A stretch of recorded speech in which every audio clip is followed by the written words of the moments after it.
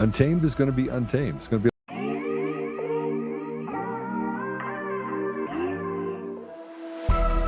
Untamed is going to be untamed. It's going to be a little crazy. I want to talk to my people. I want to talk to my brothers and sisters. We can have grace and humility in how we interact with other people. Oh, hot dog, look at you. And nobody talked about what's really happening. And let's have conversations about what truth is.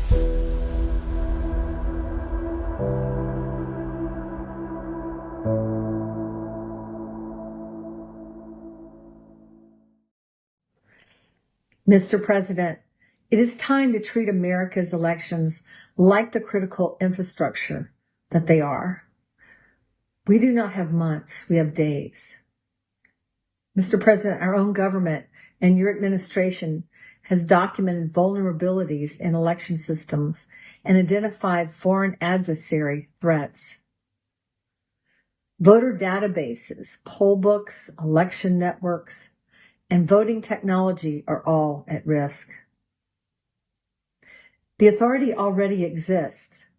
The national emergency under Executive Order 13873 is already in place. What is needed now is cabinet-level direction. Direction of DHS, CISA, the EAC, FEMA, the intelligence community, and Commerce to immediately execute the 2026 mitigation plan found at tinapeters.us. The goal is simple and absolutely achievable, Mr. President. Secure and reduce electronic dependence wherever possible. Preserve physical paper evidence and independently verify electronic results before certification. CISA should issue immediate cybersecurity guidance and assistance to transition all counties to hand-mark paper ballots and make sure every electronic tabulation is human verified. FEMA should identify available funding for securing the elections. High-risk jurisdictions should receive rapid technical assistance. And Commerce should begin a foreign adversary election technology review. Please, Mr. President, set September 8th as the first deadline and make every electronic result independently checkable. This is a known national security issue. The complete risk mitigation plan is available at tinapeters.us. We still have time to act, but the clock is running. Please direct your cabinet to move now. Our team stands ready to help. God bless you, Mr. President.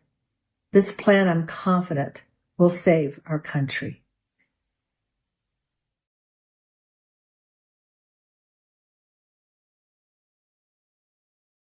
There's a ton of things that have been happening of late. Yesterday we had General Holt on. Today we're going to have Juan O'Savin on. And we're going to talk about what's going to happen over the next 30 days. I think it's plainly obvious that something is going to happen. And by the way, just so you guys know, the judge that issued that block injunction has lifted that block under a motion to reconsider. So it's a win. It's a win for us that the states are now starting to sue. The states are starting to follow the suit, the wink, wink, nod, nod that the Supreme Court left open for the states to have access. They didn't answer the question. They should have. They should have answered the question that the voting machines are critical infrastructure that should be treated as such. We keep talking about machines as if that is the thing that we're chasing. Let me just tell you what we're chasing, just so we're all clear what we're chasing. We are chasing our own sovereignty. We are chasing the ability to have free will, to be a free people. We're not just talking about an election system and that they elect people to represent us. They don't represent us. They change laws. They change rules. They increase taxes. Taxes right now are 56 cents on every dollar. The average person in America has at least 3, 4, 5 millstones sitting on their chest, taking all the air out of them. If you believe what happened with Tucker Carlson and what he said with the Border Patrol, we're gonna watch that as well.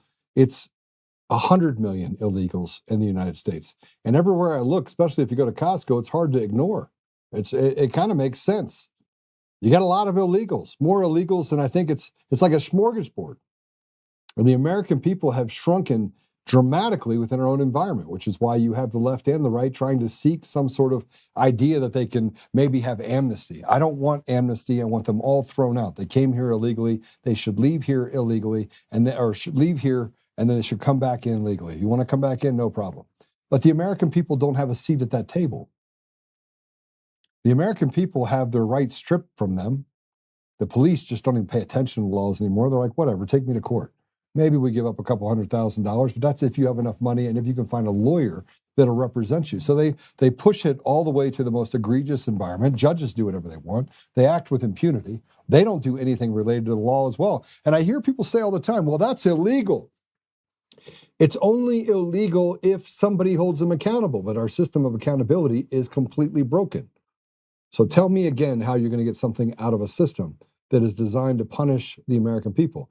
And if you are able to get justice, which 99.9999999% cannot, the process will be the punishment. The last 6 years has been the punishment. And that leads me into the stolen nation, where we are right now. And DHS is attempting to implement safeguards for mail-in ballots. You cannot. You can't see them. And why are we trying so hard, by the way, on mail-in ballots? Why do they continue to say, we got to keep mail-in ballots?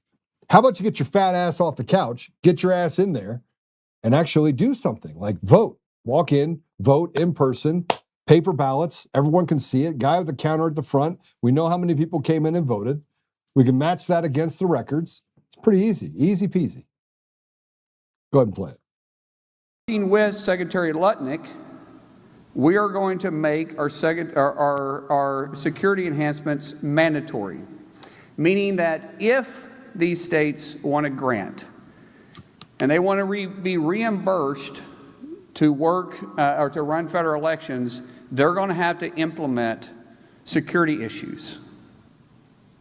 Just security issues. We're not trying to get into anything else, but we're saying that the machines have to be secured and that your voter registration list needs to be scrubbed.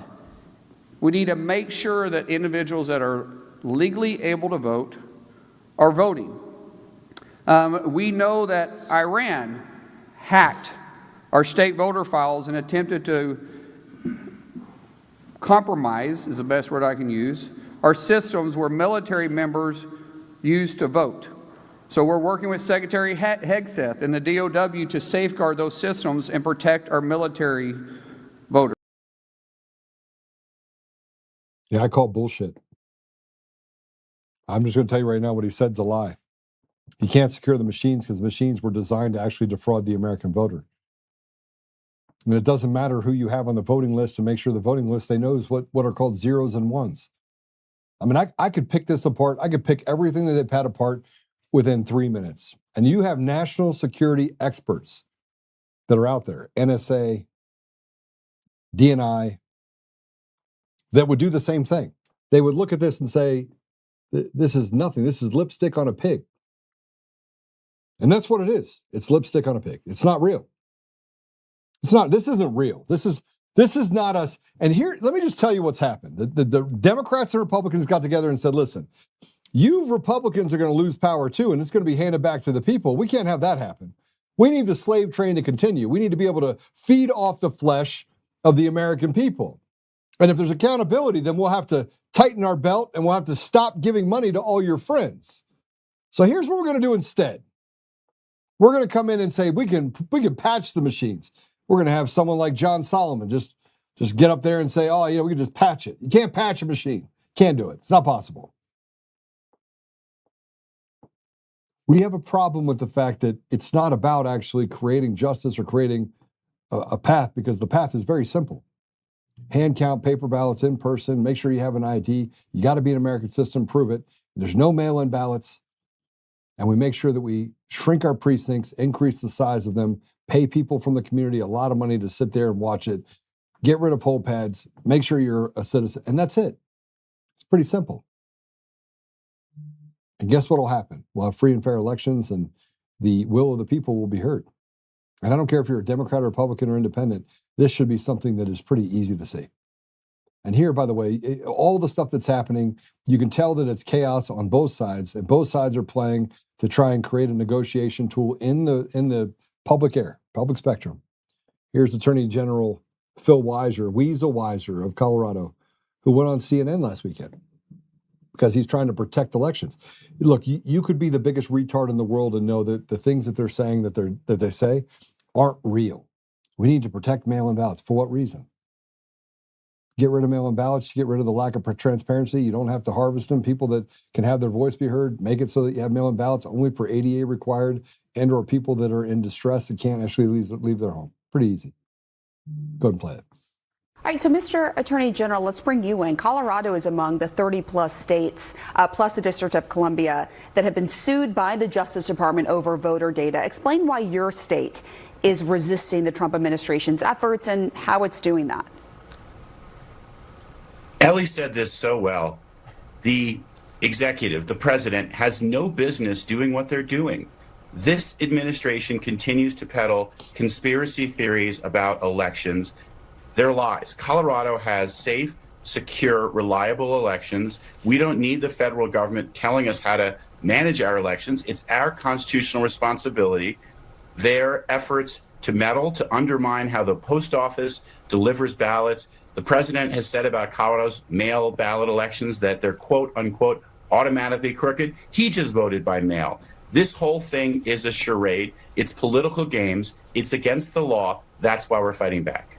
What do you say to critics who are concerned about election security, right? I mean, we know that the election was not stolen in 2020, but Donald Trump continues to put that out there. And for some, perception becomes reality. So some critics might say, well, if you have nothing to hide, why not just put it out there? We don't have anything to hide. If people want to watch how we manage elections in Colorado, we're very transparent. We have Democrats and Republicans who monitor the elections. We are critical in terms of how we have these ballots. They are paper ballots that are managed and counted appropriately. I'm really proud of how we make it easy, safe, and secure to vote. We've got among the highest voter participation rate in the nation. Donald Trump should be praising our gold standard of elections, not attacking us. This administration's efforts, as you say, are part of some set of lies about the 2020 election. It is about targeting mail-in balloting, targeting blue states. It's un-American and it's illegal, and that's why we'll fight back all the way to the Supreme Court.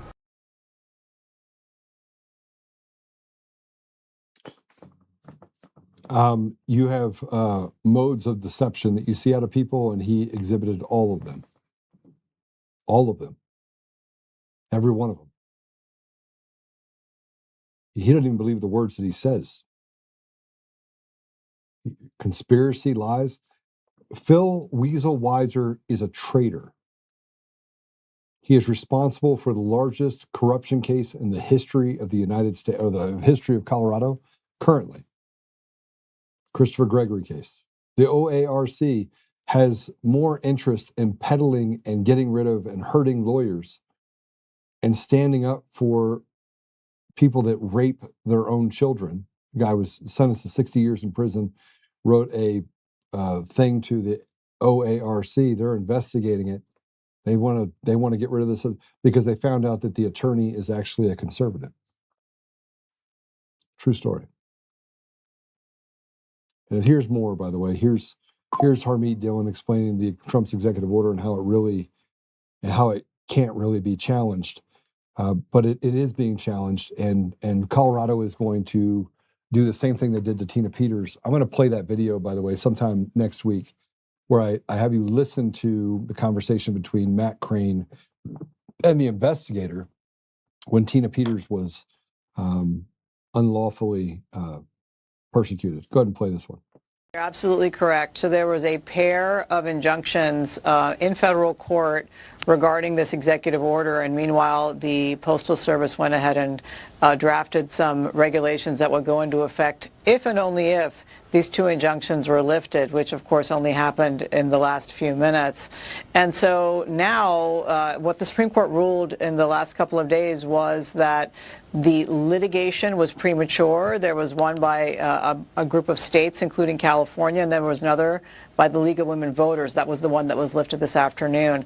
And so the ruling by the court was that the litigation was premature, and now that regulations have gone into effect, there will be a fresh set of litigation, as you just mentioned, and the court will then look at the merits. But the court did, in lifting the injunction, make a note that the United States has equities here as well. We have elections to administer, and I think this regulation is eminently reasonable. After all, non-citizens are not allowed to vote. They have no right to vote. And so I think it's really a heavy lift for the challengers to this rule to claim that somehow anyone who has a right to vote is being impaired by this very common sense legislation and ruling that actually only protects the fundamental right of only American citizens to vote. This executive order, I should say. Well, without any further ado, obviously there's some things to come out about what's going to happen with things going on in the elections. I think all 50 states, the elections in all 50 states are fraudulent. Don't concentrate on one. They're all designed to actually favor one party or the other. You have ranked choice voting and a bunch of other stuff. But we're gonna discuss that with Juan O'Savin right now, and he's probably going to tell us a little bit about what's happening in September as well. So Juan, welcome to the show. Hey, Joe. Good to talk with you again. We both have such busy schedules, and you've had just some fantastic guests on. So it's been fun. You're killing it out there. And then I don't know, you didn't leave any meat in the bone for me to chew on. I mean, you already covered it all. I got to tell you, it is we keep going through these same steps and talking about the same things over and over again. And you have someone like Phil Weiser who can get on CNN and say that there's nothing to see in the elections and that they have the safe and secure elections. He didn't go to the gold standard because I think that he's been told to stay away from that term again. But he is parroting the same thing while knowing that he doesn't have a foot to stand on. He doesn't have nothing that they say is true. And the evidence is overwhelming. Well, the first thought that came to mind when he was talking about this bullshit, I was thinking of Tina Peters. So with almost no time to spare, I mean hours, we were able to get help from one particular group over there at PPN, got over $250,000 of donations to go in and to do a recount of one location on the vote where Tina Peters was running for Secretary of State to see if, in fact, there had been some stuff that was done wrong. We sent Mark Cook up there because they announced with only hours to go whether we're going to do this, test recount. It cost us over $250,000, and shouldn't have cost us a cent. Got there, and the way that the recount was done was totally fraudulent. Met no criteria for a recount. All they did was do a validation that machines were supposedly working with a non-valid method, a non-certifiable method. So then the recount that they did in this one small area, they didn't even do a recount. At some point, that's going to get revisited.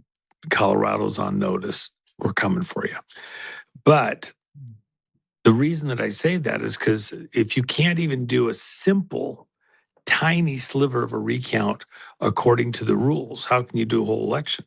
And the reason they didn't do it properly is because they knew that the data was completely fried in that election. They think that the time has expired, but under certain federal rules, it hasn't expired. Watch what happens. Are you at the Trump Hotel? Yeah, I'm actually. I know that floor. Got a view. Got a view. There's the big guitar. There's the globe over there. Yeah, it was. I left Vegas. I don't know what it was. I think it was Monday, because I'd been here getting ready for our event, and I had to go somewhere. I'd actually left the previous Friday. I had to come back. Left, and then had an emergency that came up where people needed to rendezvous with me from other parts of the country. on some court stuff. And I said, well, let's just meet at Vegas. It's the easiest for everybody to get in and out of. So they all came back. I just sent people back other places in the country a few hours ago, about an hour and a half ago. There's stuff happening that is so over the top all over the country. And as we, come into this, last several weeks till, the midterms. And, let's see how I can say it. I don't want to annoy some of our friends Yeah. with what I would say, but and most of the audience here knows where I'm at. Even with the executive orders that President Trump has done and is doing, and remember, we did a 17-page proposal for executive order that was on the president's desk last spring. Was actually tail end of March, and the president responded by doing a portion of it. His 107th executive order was March 25th of 2025. Yeah. Signed at 1:07 in the afternoon, by the way. And it ordered that all of the voter rolls be cleaned up across all the counties in the country, county clerks and the governor's supervision with secretaries of state, that they would be able to certify that only American citizens eligible to vote were on the voter rolls. They had to clean them up. They had 6 months. Not one county in the country was able to clean up and certify that their voter rolls were taken care of. So the voter rolls that are used right now, that were used through the primaries, we're just coming out of the tail end of the primary season right now. There's a little bit left that has to be done over the next few days on the primaries, and it's over with. The primaries decide who, between a number of people that get on, the primary ticket. It brings it down to just a couple of people for each office that people get to choose between. But the problem is, if the primaries are flawed, if you don't get an honest vote in the primary, then the only candidates you see are the candidates that were allowed to get through. And if the voter rolls aren't cleaned up, just that one simple part of this, forget the machines, the ballots, the mail-in, everything else. If you don't get a proper primary, then the candidates you're left to choose from in the actual midterms, often cases, aren't the will of the people, because you get bad or worse. And the primaries is where we've actually been losing elections. Most people think it's election day. No, for quite a long time, the powers that be have understood the real place to win an election is in the primary. There's less voters turn out. They're more sensitive to vote manipulation. It's easier. And then if you're Well, hold on a somebody second. that wants to do it, you get your own, both of them your own choice. Go ahead. So I think you're absolutely right. Tina's in 2022 had her primary stolen by a person named Pam Anderson, who had nobody even knew who she was, right? Mm-hmm. And when you have less people that actually vote in the primary, what tends to happen, it happens almost every time, is that they can insert as many ballots as they want. They can create as much fraudulent ballots or phantom ballots or mail-in ballots that get across the finish line. And when we examined the ballots for Tina's case specifically in 2022, I was with her at primary night when I was going through all the details. I was with her. I showed her mathematically. I literally turned the computer and I was like, they stole this election from you. They stole the primary from you. And which led to all the other things that they did. But it was kabuki theater from beginning to end. The reason why, Juan, they can't run an election on the primary or any is because they don't even know what they don't know what the rules are.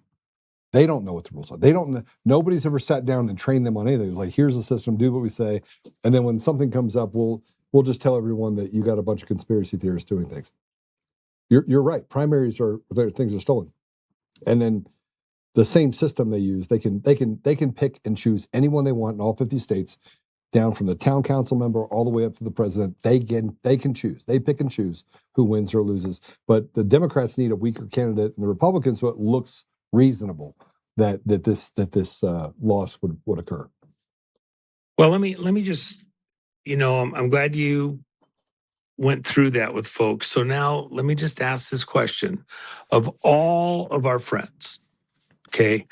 Now, a lot of the stuff that's being put out by friends over the last, many months and even now days, a week or two, all focuses on they still want to fix the election processes at the last possible second using executive powers, as though all the months and years that have gone before where we have tried to get stuff in a position, forget that we didn't get it done to this point in time. Now at the last possible second, if Trump would just step in and just do this one thing, just involve these certain government officials, agencies, authorities, everything else, we could somehow snatch this election crisis out of the fire and fix it just in the nick of time to save the country.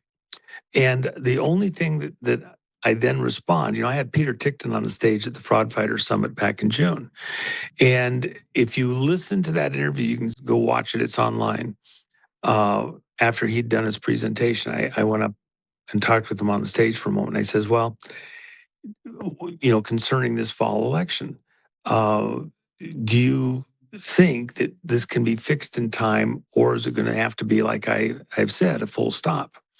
And he starts to quibble a little bit. Well, there is things going, if he did this or that or the other thing, then maybe we could do it. I remember that's mid-June. And I said, but we already have a bunch of primaries under our belt and a few more coming off right then and there. If you've got fraud in the primaries, how can you run an honest election in the fall? And now you have even more primaries. It says the only solution is a full stop. And then go back and fix the problems. You're going to have to rerun those primaries. And he says, yeah, you're right. Yeah, I know you're right. You're right. Blah, blah, blah. Okay. Has anything changed since mid-June? We've done more primaries. The voter rolls haven't been fixed. So you're going to fix the voter rolls at the very end, but the only candidates you have are in many cases, not everyone, but in enough crucial ones, they're critical. So let me just add this one thing. I was dealing with a particular situation. One of my guys, my chief of staff, Matt, and I were talking about this morning as we were working through issues related to the Storm Summit that's coming. And by the way, there's something I'll tell you before we go that's really cool that just happened. But I said, there was a particular incident that I was directly involved in. And I put out a white paper as it happened on what I was concerned about that had to be addressed immediately. And there was a full grounding of aircraft of that particular make within the military stuff that happened a short while later after they understood what the issue was and what the risk was. When you detect a problem within operations that could, have loss of life, loss of aircraft, things like that. It could be on a carrier. For example, we were talking about a particular incident that both Matt and I were aware of on one of the carriers that he worked on. And, you'll do a complete check of the flight deck for, everybody goes shoulder to shoulder, walks the entire length of the flight deck to make sure you don't have FOD, some kind of debris that could take out an aircraft. Taking off or landing. In this particular situation, there was something that they were looking for that they knew was missing. So the captain went and did that 3 times on the carrier deck. The third time they found it. And first 2 times you didn't see it. But you had to have a full, everything else stops. Nothing else is moving. We're going to do a complete pause, stop, full stop, figure out what the problem is, figure out if you've identified all the issues. I was on a friend's helicopter couple of years back. Very, very wealthy person. And we had flown on the entire border, Mexico to the U.S., and stopped and talked to sheriffs in various places and examining the border stuff. And we got back. They were dropping me off at a particular airport before I would go to this other thing. I had the pilot there. And I just happened to ask him, I said, shouldn't we do one more walk around on the helicopter because we've flown so long today? And before you go back to home, because that's still another 45-minute flight, would you do a complete walk around? I say, I'll do a cursory look, but I don't normally do that. I'll do that when I get back and complete everything because I think we're fine. And this is a very expensive helicopter. And so I says, well, why don't you show me what you would look for as we go through? So he's pointing out, well, this is 1, this is 2, this is 3. We get to this one thing on the, this is one of the ones that has a ducted fan on the back. And so he's telling me that we look for stress crack and in this blade route. And because I crew chief on one of the fastest, probably the fastest jet car in the world, I understand these things. And so I'm looking at it and he said what he was looking for, and he's on to the next thing. And I kind of stood there and looked at it. I looked closer and I said, oh yeah, I see 1, 2, 3, almost every blade had a stress crack. It was very, very minute. And I called him back and he says, is that what you're looking at on the stress cracks? And I get my phone up there, take a picture of it. And he's looking at it. And then I'm blowing it up in the phone. He's like, oh, shit. And yeah, helicopter's grounded. When they got back to the manufacturer, they had the repair on that helicopter was like $600,000. And every single thing in that area, and then some other areas, I found other stuff that had some maintenance required. But you had to pause and have a different set of eyes. He had probably seen that and not seen the problem and walked right past it. When they looked at it, they said that those probably were 20 to 50 hours old since they had started, and they were on every single route. He never saw it. I actually think he didn't have near-in vision because he'd had an eye operation, and so he wore glasses to read, and he wasn't wearing his glasses when he walked around that helicopter, so he needed a different set of eyes. Elections are not that much different. And at this moment in time, with the national security at stake, that people could continue to be in power or get into power who do not have the best interests or the Constitution in mind, the contract between the American people and their government. They have their own monetary interests, political business interests, etc., in mind to feather their own nest.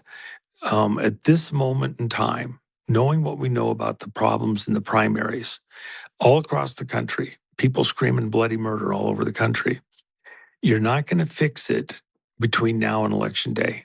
You are not going to be able to do anything of substance to fix it before Election Day. You can do cabinet people, you can do all the various government people on, even, we're going to go to paper ballots. No, you're not. The reason you can't is you can't certify at this late hour. You cannot certify across the nation at this late hour a hand count paper ballot. And even if you could, the problem is that I have to send a call to outer space there. The problem is, even if you could at this late hour, you've already got fraud in the primaries. You can't fix those primaries right now. You're just going to go ahead and put people into office that you know didn't get there through a legitimate primary ballot vote. Are you kidding me? So Juan, I think we have to. But by the way, I got to tell you, over the last 3 weeks, I've gotten incredibly calm, because I've already smelt the dirt. I already know what comes next. Right? I've gotten to that point. I love the way you put that. Yeah. Okay. I've already gotten to the place where I'm okay, right? I mean, but God, I think God is going to do some incredible things. I think President Trump is. I feel like the next 30 days are going to be revealing in a way that we never thought would be possible, right? Mm-hmm. And we know that the elections are fraudulent. We know that there's kabuki theater. You have people that get on TV and they can't even hold it together. They show the signs of deception, like you just saw with Weiser. And but here's the stark reality. I can't go anywhere without talking to Democrats, Republicans, Independents. I walked into a store just yesterday, and a guy walks up and he shook my hand and said, "Joe Oltmann." I said, "Yes, yeah. What can I do for you?" He goes, "I'm a Democrat," and I was like, "Okay." And you're waiting for the other foot to fall. Yeah, we get slapped or what? Yeah.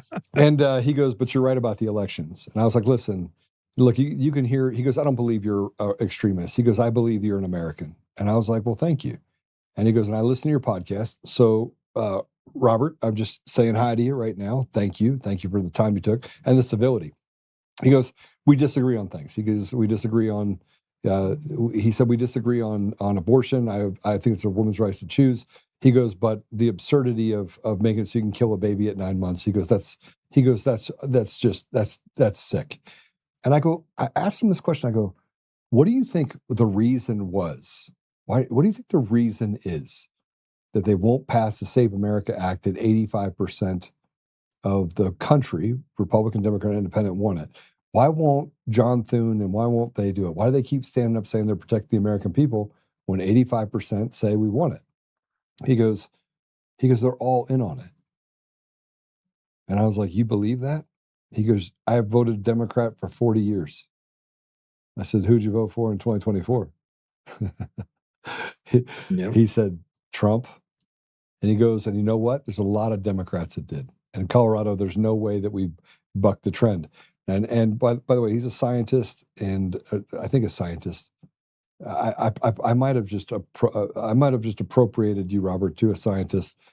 He's a doctor. He's a doctor, and I got that from just some of the things he said. But Juan, we know that the elections are bad. We know that there's nothing they can do from a standard standpoint in order to get to paper ballots. We know it's gone too far. Well, everyone knows that. Does that open the door? And I said this to General Holt. Does that open the door for President Trump to come through with another sweeping effort that shuts down elections as they are known today and creates a standard by which we have different elections in November, where it looks different? Okay, let me help you out here, and just so we don't lose people. And by the way, I've had the same experience with several times, including with a very well-known Hollywood personality that everybody in the audience would know, who we had a conversation over the weekend, and they were like, "I hate Trump. I just hate his guts. I hated voting for him." Because I can't vote for Democrats anymore. I just, I want certain things, but I want to be reasonable, and stuff that's going on now is just completely unreasonable. So in his mind, he was holding his nose, but he voted for Trump because he wants the country to survive. I thought that was just kind of, but, and by the way, that person's coming to the Storm Summit. I haven't got my invite yet, but I figured I was invited. You told me I'd be there. Yes, get down here. Come on, man. This is going to be epic. In fact, I was on the phone today. Can I ask you a question? I got to ask you. Yeah. Somebody tell you to keep me off the stage? No, never. Okay, all right. Nope. No, we're so packed with the stuff that I have. I've had several really close friends, and I've had like, oh my gosh, how am I going to fit this in? We did the fraud fighters, and we added another day because there wasn't room to get everybody on the one to be there. People have lives; they can't just take off for a week, and so that was why we did this second summit so close together with the first, and we're right there before the elections. And by the way, all these beautiful people, we're not paying anybody to come speak. That's why I'm able to have such a low expense, just trying to keep it right to the bare ass minimum of cost. None of the speakers have asked to be paid, and there's some pretty amazing people. I got Roseanne Yeah. Barr coming. I'll tell you that. Let me just sidetrack for a second. We'll come back to the elections in a Okay. moment. All right. Here's an interesting detail about the audience that you have, the people that I get to talk to, other hosts and like that, even within the context of the storm. Several of the studios, not just one, I was talking to that are the big ones, the big ones, and related to something I'm doing with Roseanne and related to some other issues. And they said, the problem is in looking at our penetration into red state markets, we have lost so much ground.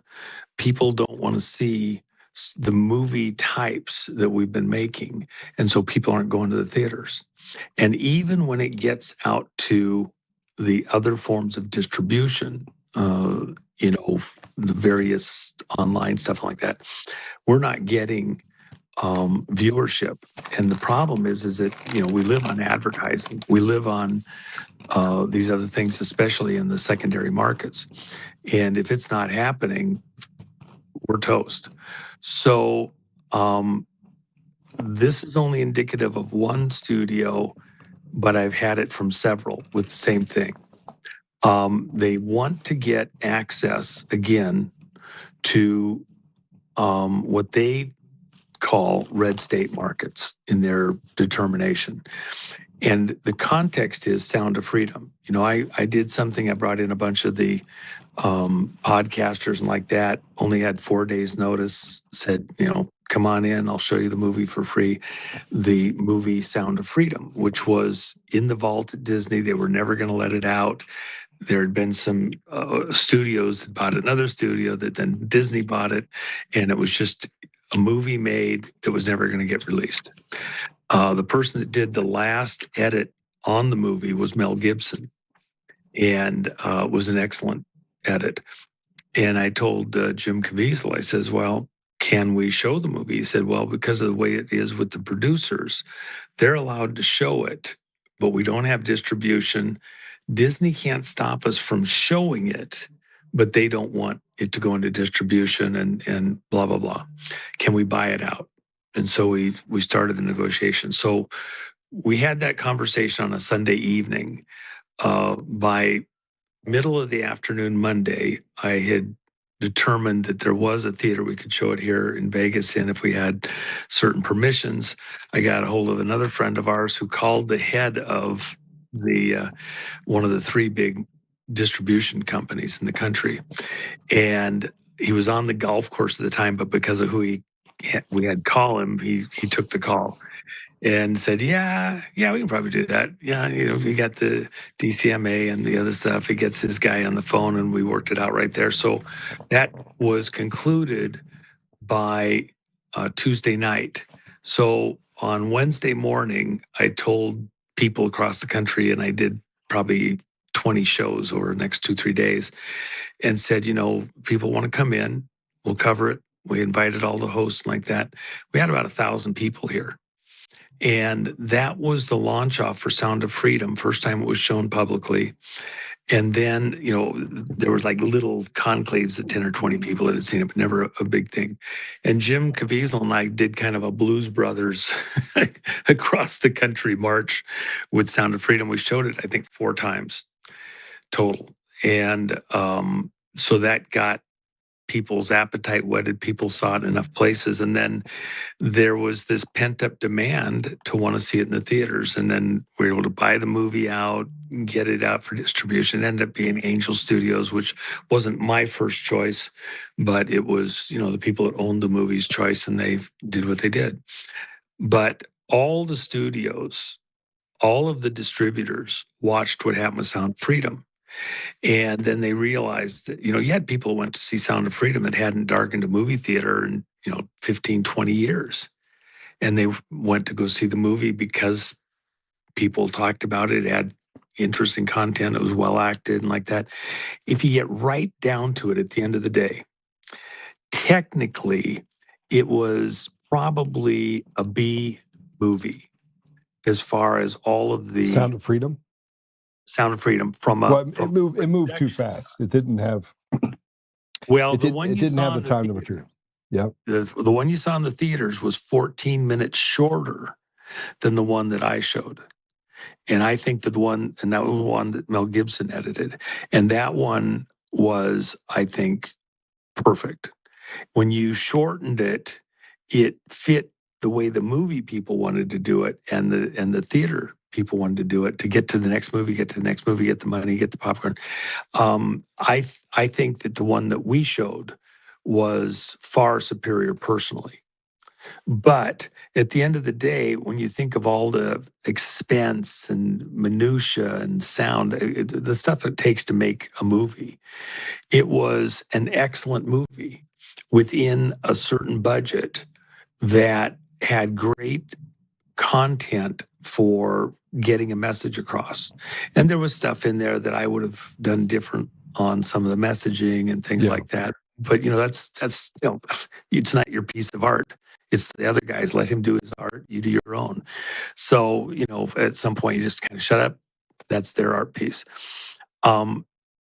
The big thing is that it proof of concept. It showed the country and it showed the people that make movies that there's still people that want to go to the movie, but they don't want to go to the movies that they've been getting. And so now the studios are looking at what do we got to do to get into this red state marketing? And you got to make a movie people want to go see that has subject matter that means something, that have actors that they enjoy. So they literally said, okay, who's the actor that, they had a list of A-list actors, if you will. Who are the actors that people want to go see? And they did their marketing. And they found out that Caviezel, who wasn't getting work, nobody wasn't to hire him because he's, he was doing content and wasn't taking scripts that, they wanted. They put a huge push for him to do Brokeback Mountain after he does, Jesus. You're going to make him go out and do Brokeback Mountain, and you're going to offer him the Well, moon. he said no. I mean, he said no. They asked him to do a couple things, and he said, "Yeah, it's he it's a basically said non-starter." right." Yeah, but the point is that who within a studio perspective would think that that's even appropriate? They wanted to just destroy his brand. Yeah, he didn't even Reality consider is, it. They doubled. yeah, They asked him to do a couple other things, including an action film that had a massive sex scene. He's like, "Yeah, I'm out." yeah. And so here's Yeah, the I'm out. point: when the studios and not just one, when they looked at who are the actors that would get people back into the movie theater, that would want to come see it, and they have a list of these people. Caviezel was at the top of the list. You have different types of things, and they have different, is it Brad Pitt? Is it, something like that? And by the way, I thought Brad Pitt did an amazing job on F1. What a great movie. But the point is that you have different actors that people will come out of the woodwork to see. When you look at a broad cross section, Caviezel was top of the list. So they cast him in a couple of movies. This one movie that he's going to be out in November on, which is Ghost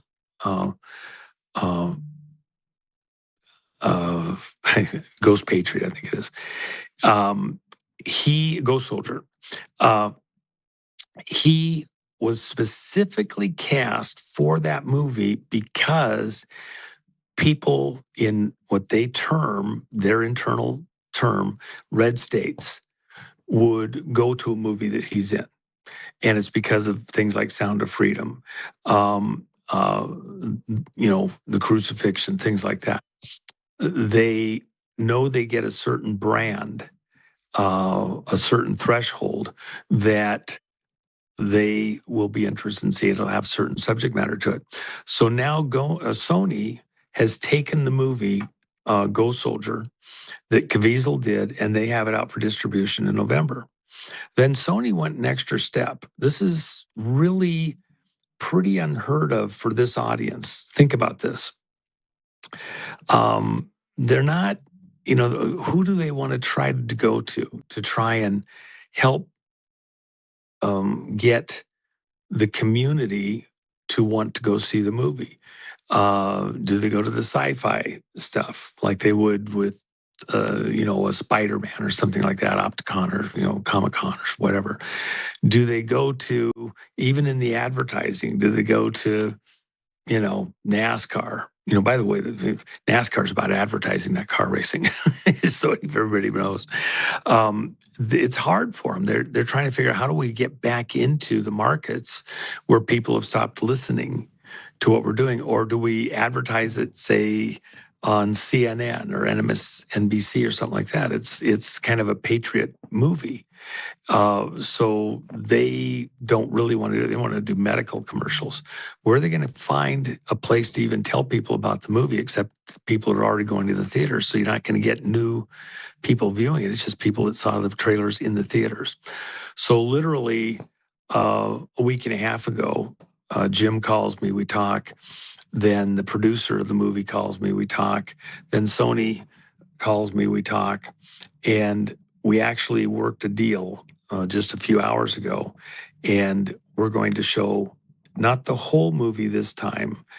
We're going to do some other stuff later. We're a little bit tight on this, but we're going to show a portion of the movie plus the trailer, and have the producer of the movie here at the event at Storm, exclusive on the planet, the first time anything other than just the trailers being seen anywhere, and talk about Jim's new movie. Well, we're also doing Dark Horse, the whole movie, here at the event, which is about President Bolsonaro in Brazil. We'll have the producer from that. I got Roseanne out here.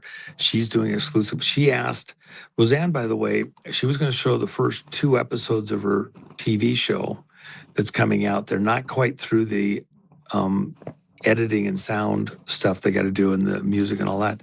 So she's doing a portion of her show, and then she's also going to speak a full presentation that she wants to talk, like she did for NBC a few years ago, doing it here for us. It's going to be epic, and then questions, answers with Roseanne. So it's actually quite amazing. That's 9/11. Got Tina Peters coming out here. She'll be talking what her thoughts are on the election and what the president has to do. The White House is watching this. We're last up before the midterms here. So, but let me just add this one thing, Joe, that you were asking about what can and has to be done and all that, and there's all sorts of things. I'm pretty well on the record. The only way that this works, and what people need to think again about, because you've already got fraud in the primaries, and that's a harsh word, but it's an accurate word. You already have the primary screwed up, and you can't unscramble that egg. Just like when you find a part that's failed or near failure on an aircraft, you do a full safety stop, check everybody that has something similar. When I found that problem on the blade on the helicopter, they told me that they went back to every single one of their helicopters and ordered everybody to go re-examine their stuff. And they found a half a dozen others that were in that same window flight-wise, and nobody else caught it. I just happened to have good eyes and knew what I was looking for, because, I run similar stuff on the race car. And so I'm really careful, because I don't want it coming apart and killing somebody in the crowd or something. And or a driver or something like that. Here, we have enough information to know that there's no possible way, absolutely no possible way at this point in time, to run the election in November and not have people get into office that have no business being there, if for no other reason than just the primaries. You can't, if you ran a perfect election, only the people that are allowed to vote voting. There was no intervention, malicious activity into machines or ballots or counts or tabs or whatever. at this point, because of what's going on has happened with the primaries, there's no way to run an honest election. So how are you going to do it? You have to do a full safety stop. And I believe that's what the president is setting up to do. I expect about the end of the first week of September, there will be a security advisory to the president, a national security review focused on the elections with the various agencies. They will advise him that on multiple grounds, you cannot guarantee that the election will not be compromised. They'll probably be careful in the wording, but it will dither around the fact that unfortunately, you can't fix the elections because the elections are already fixed because of what happened in the primaries. And nothing functionally since the primaries has changed in the way the actual elections can be run. You can bring in every administrator, every policing agency, every intelligence agency, implement everything they want to do. You still can't secure and certify the vote from November. So do you wait and after the vote, come in after the fact, and then say, well, we didn't like it. Well, we found all these problems, and do like we did in 2020, and then have all the pressure in the world to just go certify it anyway? Put those people into office. It's after the fact. It's, trying to get the horse after it's out of the barn. The only way to stop where we're at right now is, and it looks like a coup, by the way. Well, Trump didn't get his people, so he just wants to stop it. No, the system, the methodologies are compromised. The only thing that actually is appropriate at this moment in time, my opinion, you have your opinion, others of our friends have their opinions, is a full safety stop. You cannot proceed. You cannot take the chance that you're the only helicopter with a problem. Everybody needs to stop and look at their situation. And nothing of substance has been changed from 2020. A lot of talk, a lot of Brownian motion, no precise vector, lots of splash and drama and everything else. Nothing substantive has changed. A full safety stop, and then go back, redo things, and rerun the election. It's for national security because others from outside the country, plus people inside the country who have self-interest, are manipulating the way the elections are run and the outcomes that are allowed to occur. And so a full stop is the only real alternative. And by the way, I used those exact words a number of times over the last year. I used them on the stage at the Fraud Fighters with several of the people that were there, including Peter Tickton, President Trump's friend. Yeah, he's my attorney. Well, he's doing a good job. We really enjoy each other's company. He's going to be there too, by the way, with his wife. So, in fact, they've given him a room right down the hall from me here at the Trump. But the reason that I say all of that is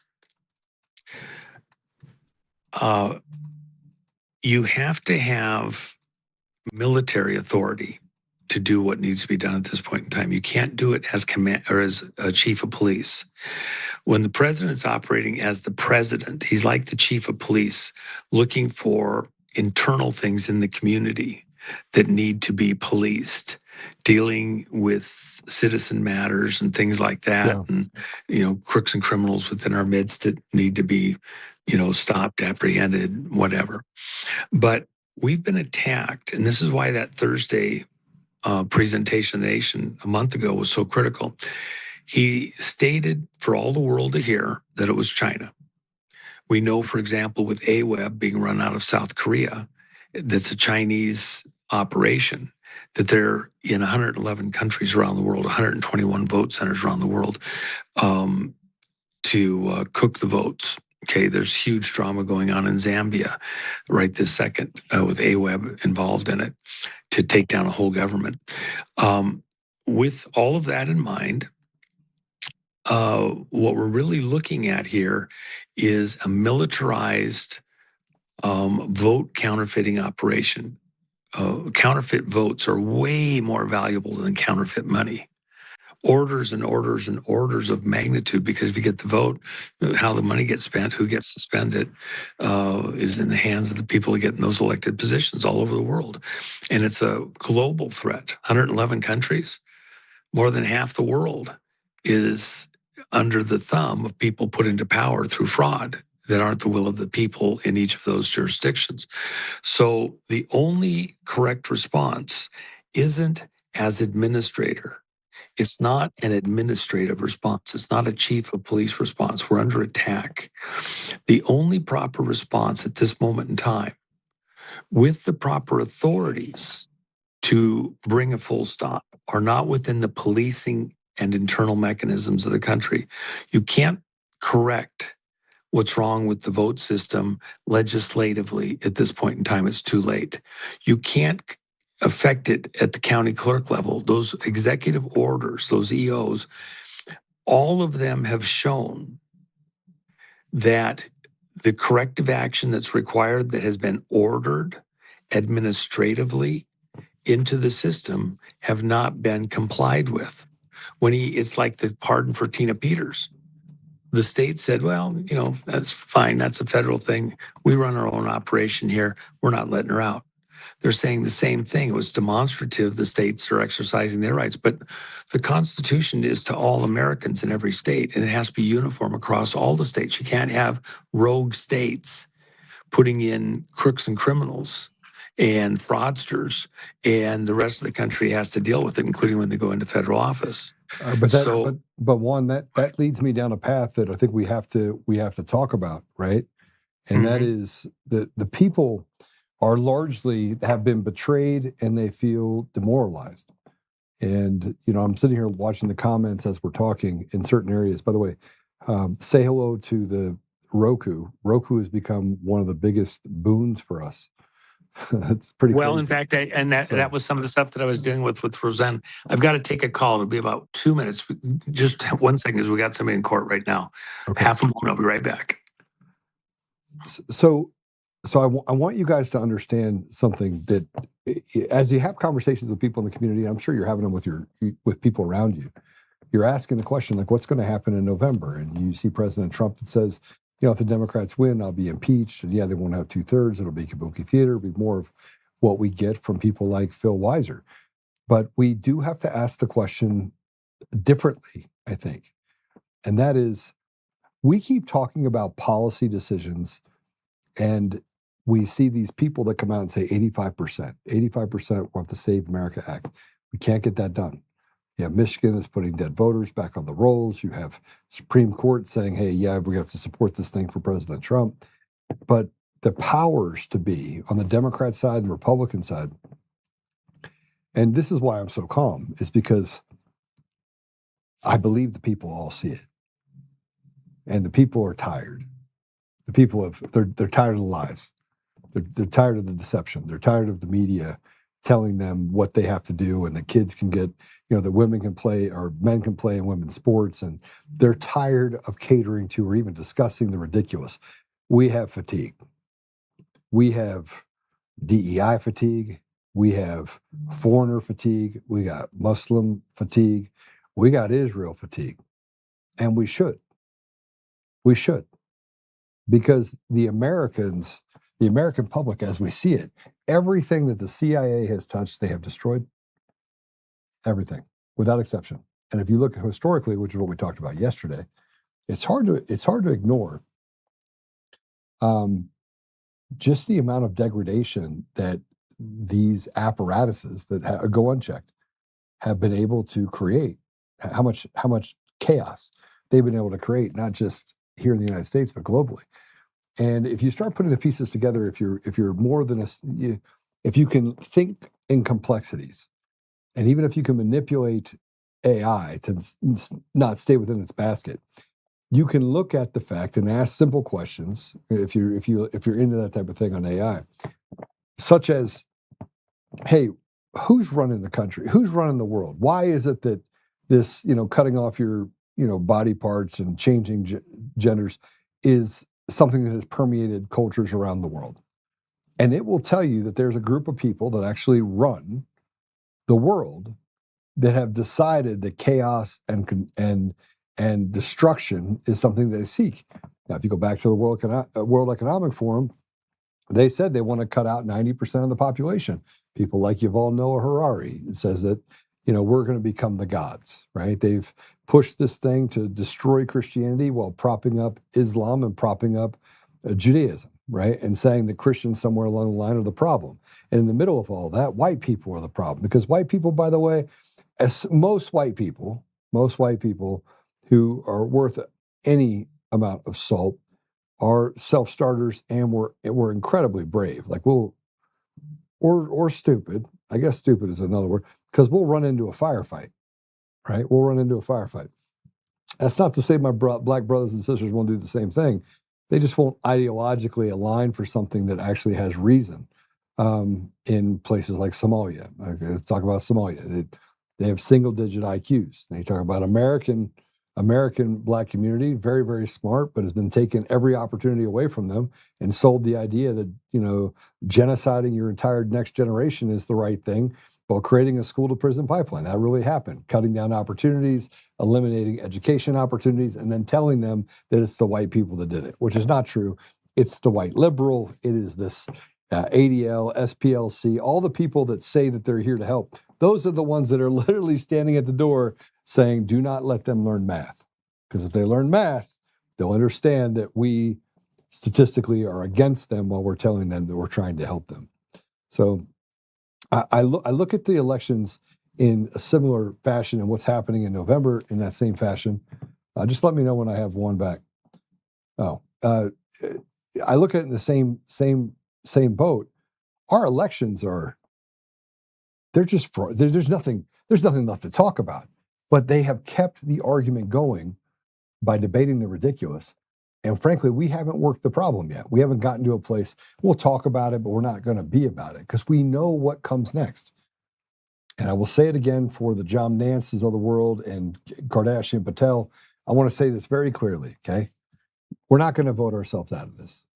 You can't vote yourself out of it.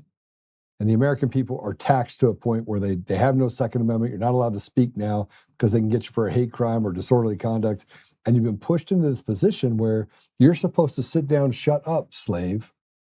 And it's not blue states or red states. It's all states. It's all states across the board. The judiciary is rotted to the core. They have immunity. Everyone's got immunity except for the American people, the sharecroppers, who, by the way, don't even own their own property or land or house. Because if you don't pay the tax to the government, they'll just come take it from you. That's the reality. Juan, welcome back. Hey, I apologize, and I've only got a minute. I've got kind of an emergency with people preparing for a court thing here in a few minutes. But let me just say this: rather than say it as just a declaration statement, it's got to be my way or the highway type of thing. Do the mental gymnastics is what I would ask your audience and some of the other great podcasters that are out there, et cetera. How from a administrative side, governors, clerks, president, legislature, courts, where's the fix? We've done all of those things. We're in really a national emergency situation where the viability of the nation is on the line. We've been invaded. You can blame it on whoever you want to. I don't care. The fact of the matter is that on the numbers, we're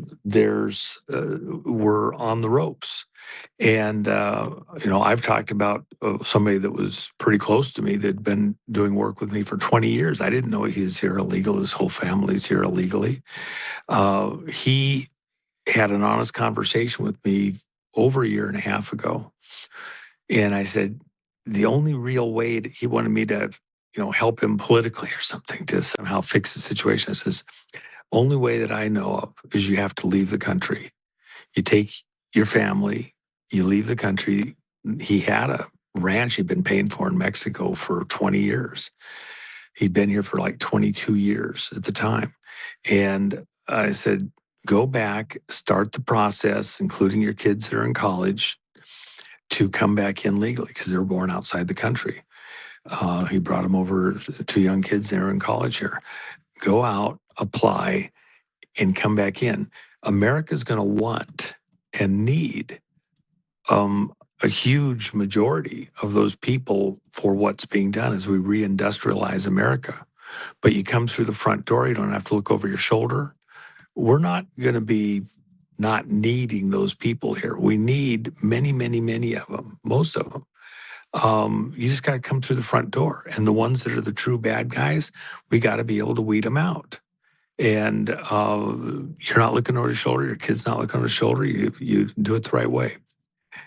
Beyond that, the only way even there that you're going to be able to move the people out of the country, which, the number they used internally is 107,000, by the way. I thought that was 107 million. I mean, it's over 100 million. It's 107 is the number that's being quoted internally. So in the course of doing that, what context are you going to get from a normal, this whole audience suffers from a normalcy bias. There's parameters that outside of that normal, you just can't, they can't conceive of something that exceeds it too far. Yet I'm telling you that Trump is about to do something that to the 99th percentile, 9.999 percentile, people have no concept of how extreme his next actions are. And it's the bare minimum. They won't overdo it unnecessarily. It's the bare minimum of what has to be done to get the country out of danger and away from the reefs and the rocks and total destruction. And that is a full stop. Peter Navarro works for the president. He's in his office several times a day. He's right there in the White House. He's helping get the reindustrialization of America and business back on track. He works with the president all the time. 2 weeks ago on Thursday, as he's leaving the White House and walking across the lawn, reporter gets to him, what's the president going to do about the elections? How is he going to fix this thing? And, is he going to call the cabinet? Is he going to, do blah, blah, blah? And Peter Navarro says, the elections are completely compromised. Well, what's he going to do? What's he going to do? Full stop. And he walks away. The exact words that I've been using all along, including when I had Peter Tickton on the stage, full stop. You have a safety situation. You cannot proceed as it is, and you can't fix it in flight. Everything stops. We get it under control, and we make sure we've checked and rechecked, and then we do. You want to go to hand count, paper ballot, counted where cast, no transporting it in the trunk of the police car, where magic can happen and ballots get switched out by buddies and friends. There's systems that will work, and there's systems that won't.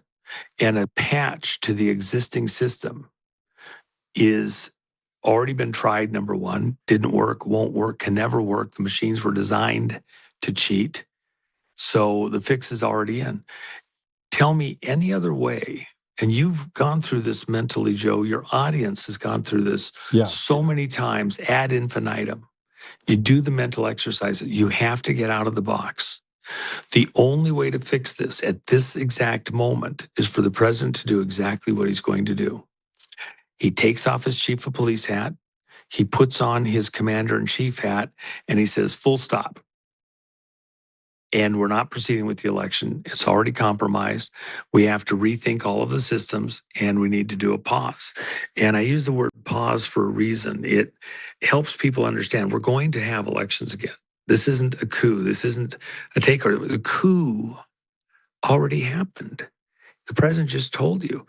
Biden got there through fraud, and China aided it. All of these hosts of the mainline television approved people, they wouldn't let Trump talk to the American people. Why? Because they couldn't let people hear that, they had to say, oh, well, we'll tell you what the president said. We'll tell you what it means. No, I want to hear it from the president. They got to give you their twist on it.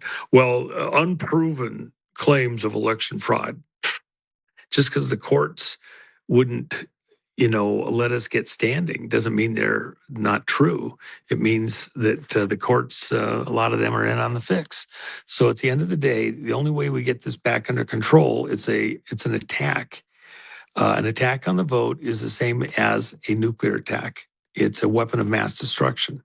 And if you don't believe that, I would offer for consideration. Trump wouldn't have allowed what happened in Ukraine.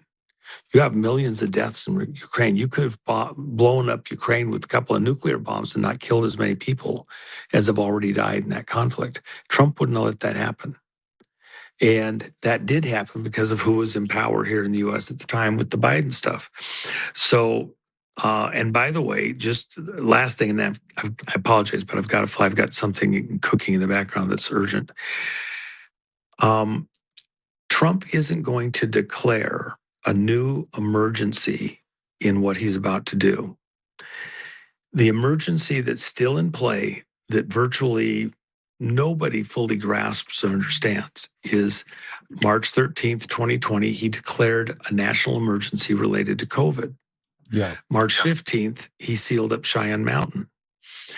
Biden came in later and said, oh, the emergency is over, it's all clear and all that. Well, within the context of the way that Trump is working right now and the way that the 54 code is related to bringing on nuclear deterrence and options, including continuity in government, COG, which is what Cheyenne runs off of within those authorities. At the point that the president switched hats to commander-in-chief and declared a national emergency, when he left Cheyenne, just so you have context, after declaring the COVID emergency, he said, it may be that America has just been attacked. He said we, but America. It may be that we're already at war and don't realize it yet. Therefore, out of an abundance of caution, I apologize, I had a call coming in. Therefore, out of an abundance of caution, I'm sealing up the mountain. We may be at war and not realize it yet. Well, when President Trump declared to the world on Thursday night a month ago that China had attacked us within the elections, he was making a declaration that we are, in fact, in a state of war. And in the way the 54 code is written, once the national emergency was declared by Trump, you could not have anybody but the commander-in-chief stop that emergency. And they did not transfer power for the purposes of nuclear and beyond to Biden. That's why Mar-a-Lago happened with the raid, and they were looking for the biscuit, and they never got it. Trump memorized it. He left it at Cheyenne Mountain. That's why he did the cognitive thing out in the open in spring of 21 after he'd already left office. Other stuff that I've talked about in depth with other shows and other places, people probably already heard it. But with that in mind, the emergency that's in play is the COVID emergency. Biden couldn't shut it down. And the reason is after 365 and a quarter days, the authority of Congress to shut down the emergency expired. Only the commander-in-chief who declared it can stop it, or the three generals inside Cheyenne Mountain, because it assumes that normal governmental control has been compromised. We may have already been invaded by the enemy. That's why Trump showed the flag with the blacked out stars twice during rallies, which means you're in enemy territory. Don't trust anybody, even if they're in a uniform, because we have infiltrators. You're an occupied territory, operate accordingly. That's what those flags mean, and Trump uses the language of flags, semaphore. So he's put several things in plain sight, but they weren't obvious to everybody. It's a back conversation, even why the balloons came over America. They couldn't, with their LIDAR, ground-penetrating radar, see through the dustified layer that we've been spraying between 29 and 33,000 feet. We can jiggle it in such a way their satellites can't do ground penetrating radar. So they had to get below that layer with those balloons to look at our military bases and see that they were in fact closed up and that Biden didn't have control within certain nuclear command to verify what they were afraid of. They just couldn't believe it themselves. China couldn't believe it. We're in a war, and most people haven't understood that. It has been declared, but listen, it just if hasn't been obvious. if we're in a war, then that would explain the lawlessness that we have and the fact that radical leftists are allowed to get away with what they're getting away with. But the people need to be able to take up and protect in a war their forefront, right? And it's not happening right now. And Well, hold on. Let me just say this real quick, Joe, and I apologize. I just have to. I've got people who are waiting on an urgent matter. I've got to address real quick. Here's the deal, and it's worth you and I even visiting this again for your audience, but even letting your audience do the mental gymnastics with you. There has been the real problem is that the public needed the intervening period from the 2020 election, the J6 stuff, all the things that have happened in between, including the criminality that's occurred already through the primaries and the vote stuff, to bring the public along. You have to have the consent of the governed. And you have to have these conversations. Want this done, and they still won't do it. So there is no It's government. not, hold on, no, the number, just for discussion, you have to have 80+% in agreement. They don't have to be perfect agreement, but they have to be going generally in the same direction. Real numbers, when we game it out, and this gets gamed out daily, 1,000 times a day with tiny differences.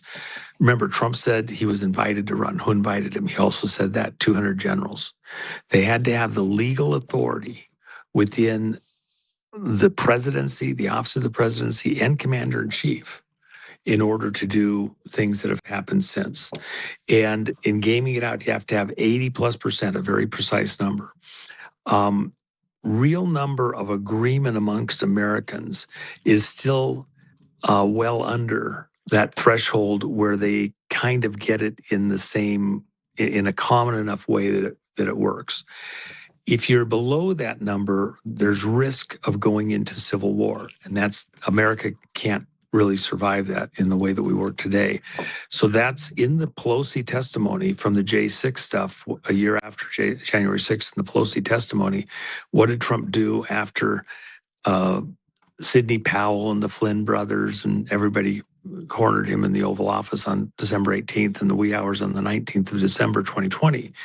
General staff and a couple admirals came in, consulted with the president, and in this attempt to push him to sign an insurrection act, they said, you can't do it. The public isn't ready for this yet. You will push into civil war because They're there ready wasn't. for it now. Well, we're pretty damn close. No, and I agree with you, but we can't. I'm a chance. data guy. I'm a data guy. I know, but let me just say this though, Joe, and just only because I'm in a rush. I wish I had more time to just fuss through it with you. We're close, but when the fate of the nation is so in peril, even an extra few weeks to make sure that everybody's in step, understands what's going on, to avoid even the possibility of degradation into civil war. You'll have civil unrest, but not civil war if you know that you need a little bit longer so that everybody gets it in enough volume to protect us. And with the critical moves, including sending people that aren't citizens out of the country, there's a lot of steps here, including the financial stuff in the bond market, which, by the way, Bessent, with what he did 2.5 weeks ago in intervening in the Japanese bond market, which is what I told people for a very long time. That's the canary in the mine shaft, because our FDIC guarantees the Japanese banks. Our Treasury guarantees the fate of the Japan and our Federal Reserve stuff. Bessent started the backfill to protect that, but he doesn't have to report the numbers until November 3rd, which puts him after what I believe is going to be a declaration of understanding of the national emergency. And then let me just add this so that we can protect the economy. Let me just add this one thing. The declaration of a national emergency isn't new. I started to say this a second ago. When President Trump declared the COVID emergency, they had a year. Congress had 1 year, one calendar year, with a 2/3 vote of the House and Senate to overturn that and to negate the national emergency. After 1 calendar year, Congress cannot, by any means or vote, override the national emergency. It assumes that we may have been overrun as a nation. So the only persons that have authority to overturn that national emergency is the commander-in-chief who declared it, or the 3 generals. If something happens to that person, they're unable to function for any reason, then the 3 generals running the Cheyenne operation, which is actually 100 facilities, not just one. Within that context, the COVID national emergency is still in play. And when Trump and COVID was never about the common cold. It was always about the elections across the world to make us go into their digital stuff and everything else. It was always about elections. So we're in an election emergency. It was already declared back to COVID. We're just now coming up to speed. And you're right, the temperament of the nation, even in places that were totally blue, soaked through and through, et cetera, is going away. We're not quite there yet. And the next 30, 40 days are crucial in helping people to get there. I personally, just so you know, and so the audience knows, I don't think Trump pulls the pin on this thing till literally the last week of October. He lets the early voting start. There's others that, have been on the record. That means that the elections are not going to, that was my question. Are the elections going to happen in their purest form? Are they going to happen the way we think they are? I don't think they will. I don't think the elections will happen. We totally agree there. And by the way, just because I have to raise, we may have different viewpoints, including all of your audience. I'm saying we, us, this audience, we're talking about exactly how it may break, exactly what may be the best way. You and I, if we sat down together, I'd love to do it even with your audience and kind of mince through, well, this happens, this happens. If we don't do this, this happens. I'd love to do that game playing. Maybe we get a chance the next couple of days. But we all know that something has to happen. You can't go forward like this or you lose the country. And so exactly what the president or commander-in-chief does next, everybody's watching. And the people like Tina Peters, these are not the riffraff. These people have done the mental gymnastics. They've been in the system. They're looking at all the problems. They have earned sweat in the game, blood in the game, the right as an authoritative person or figure to try to put their thoughts into this, to game it out, to come up with what's the solution. And so we can have some difference, but something's about to happen. Yep, and Trump's going to do it. And it's going to be stunning when it happens. And it's going to be necessary when it happens. Our role as citizens is that whatever precise exact route is picked is to not fight what the decision is to find ways to assist to get what's done and needs to be done, and to work together like Americans to get through this and not fight the people that have gamed it out literally 1,000 times a day, tiny nuances of change to get a winning operation to save the country and save the world. It's not just about America. It is not just about America. I want everybody to understand that. We're less than 5% of the population globally, right? And you've got 95% of the world to save as well. They're in the same position where the people are being treated like cattle, like slaves. It's a state of bondage for humanity is what really we're dealing with right now. Yeah. Hey, Joe, I've got to fly. I've got an emergency that's happening, but would you get to me in the background here today? And I want you to get down here to the summit. I don't know why we haven't. I thought we sort of had that firmed up and agreed to. We did. I want you here. And this is, people have no concept. I mean, think about it. I got a lot of people coming. A lot A of people have no in my concept. audience Even are in the last few hours, yesterday I got to walk through the Ahern with Don Ahern, who owns it, and we had a great time. They have made so many changes inside their facility. They're so excited about what's going on with the new LED screen that I bought and this conference. And then, Sony calling up, hey, could we do something with you?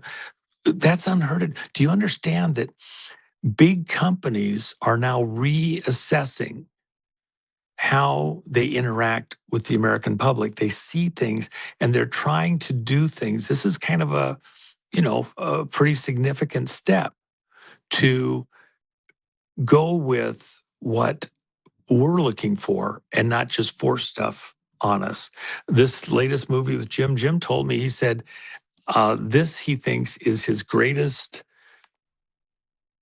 acting job as an actor that he's ever done. And I thought the Dark Horse was pretty good, and other things that he's done. He said this latest movie, Ghost Soldier, is the things he did to pull off that presentation, and he accepted the script. They said, we need an actor that'll hit the right part of the country, and so he accepted it on those terms. I think if we want to see more and similar on some of these things, people will come out, they'll watch these kind of movies, and that's what they've realized. So we want to support our kind of people, and then those big, to make this level of movie, this type of movie, it's not simple. So when a studio says, okay, we're going to work with you and try, that's a big deal. I'm looking forward to it. So you're going to get to see something that hasn't been happening in this community. How many times have we said they don't care about us? They're just going past us. Now they've had to come back. That's quite a hat tip to us as a community. And so I'm very, thankful, honored, whatever, the Roseanne stuff. If you haven't registered, come on. And I know some people think the country's coming off the road before then. Nah, it's gonna be late October. You got some stability here still yet ahead. Most of it's in the political arena, us people looking at the electoral stuff, but Trump doesn't pull the pin on this stuff until then. And the bad guys, they don't want to do something before then because they don't want to stir it up before they still think they're going to pull off this election fraud. So, come enjoy the time. It's the last big event before the midterms. Come enjoy it with us. And, you can go over to unauthorized.one and go to the events. And that's where you can register and get the hotels for less expensive and all that. So, Joe, let's talk later in the day. I got to fly. So thanks for letting me on. All right. All right, bless bro. you. All right. All right. Bye. Wealth of Knowledge. Wealth of Knowledge is going to be a great event. I want to see you guys all out there, 10th through the 13th. It will be a day to honor Charlie Kirk on the 10th. Obviously, that's the day he died a year ago. September 11th, 25 years. And there's some significance to these dates. There's some significance to what is why it's happening over these dates. So I'll be there the entire time. I look forward to seeing you all there as well. Okay, let's take a deep breath for a minute and talk just a little bit about stuff. Mark Elias, by the way, is a guy that I want to talk about. He's the one that is melting down right now, and over 2 decades has been one of the treasonous traitors of our country, along with people that he's negotiated on both sides of the aisle to steal the voice of the American people. You are all slaves. There is no maybe half of you are slaves, half of you aren't. You're all slaves. So what I'd like you to do is I'd like you to take a look at these couple words from our sponsors, and then I'll go talk to you about Mark Elias.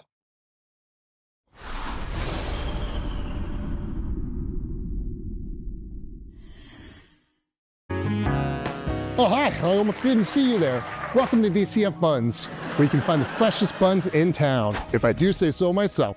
Our master bakers teach class every week. So whether you're new to baking or trying to improve your culinary skills, we got you covered. And we can help you bake the cake of your dreams. We'll even clean your cake if you want. And if you don't want to bake anything yourself, we have loads of fresh buns available in a variety of shapes and sizes. Check us out at dcfbuns.com to learn more. DCF Buns, we keep the buns hot and the deals hotter. Buns. In every thread, in every stitch, Honor-Bound USA weaves the fabric of the American spirit. It's not just apparel, it's a testament to God, family, and country. At Honor-Bound USA, we're a family of patriots who put our faith, family, and America first. When you visit our website, you'll find a line of products that embody our commitment to pray, stand, speak, and act. As the official site for the Untamed podcast, all of our products proclaim speaking the truth with courage. We also have the powerful documentary from Professor David Clements, Let My People Go. Identify yourself as one of the few who are willing to stand for what they believe in. Join the Honor-Bound USA family today. Wear it as a badge of honor, commitment to the values that shape us, and a pledge to the bright future we will build together. Because when you're honor-bound, you're not just wearing a brand, you're embodying a lifestyle.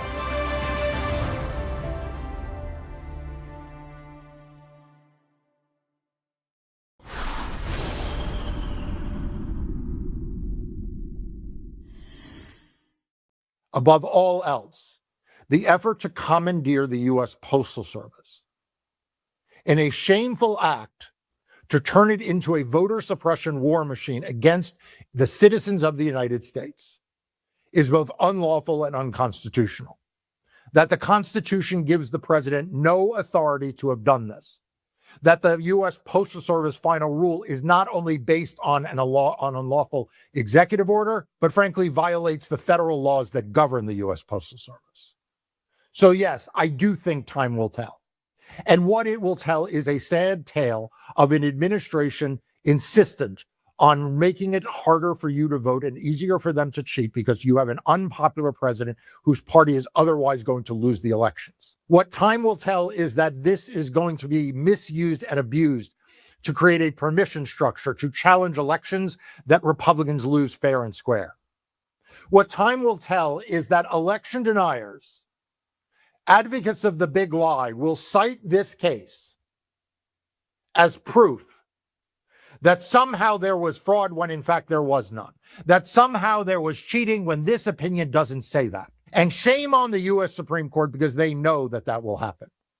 And they either want that to take place or they simply don't care. My job as a lawyer is to set all of this aside and to take the law as it is. We have this decision from the U.S. Supreme Court. We have been told that it was premature for the states to bring their case.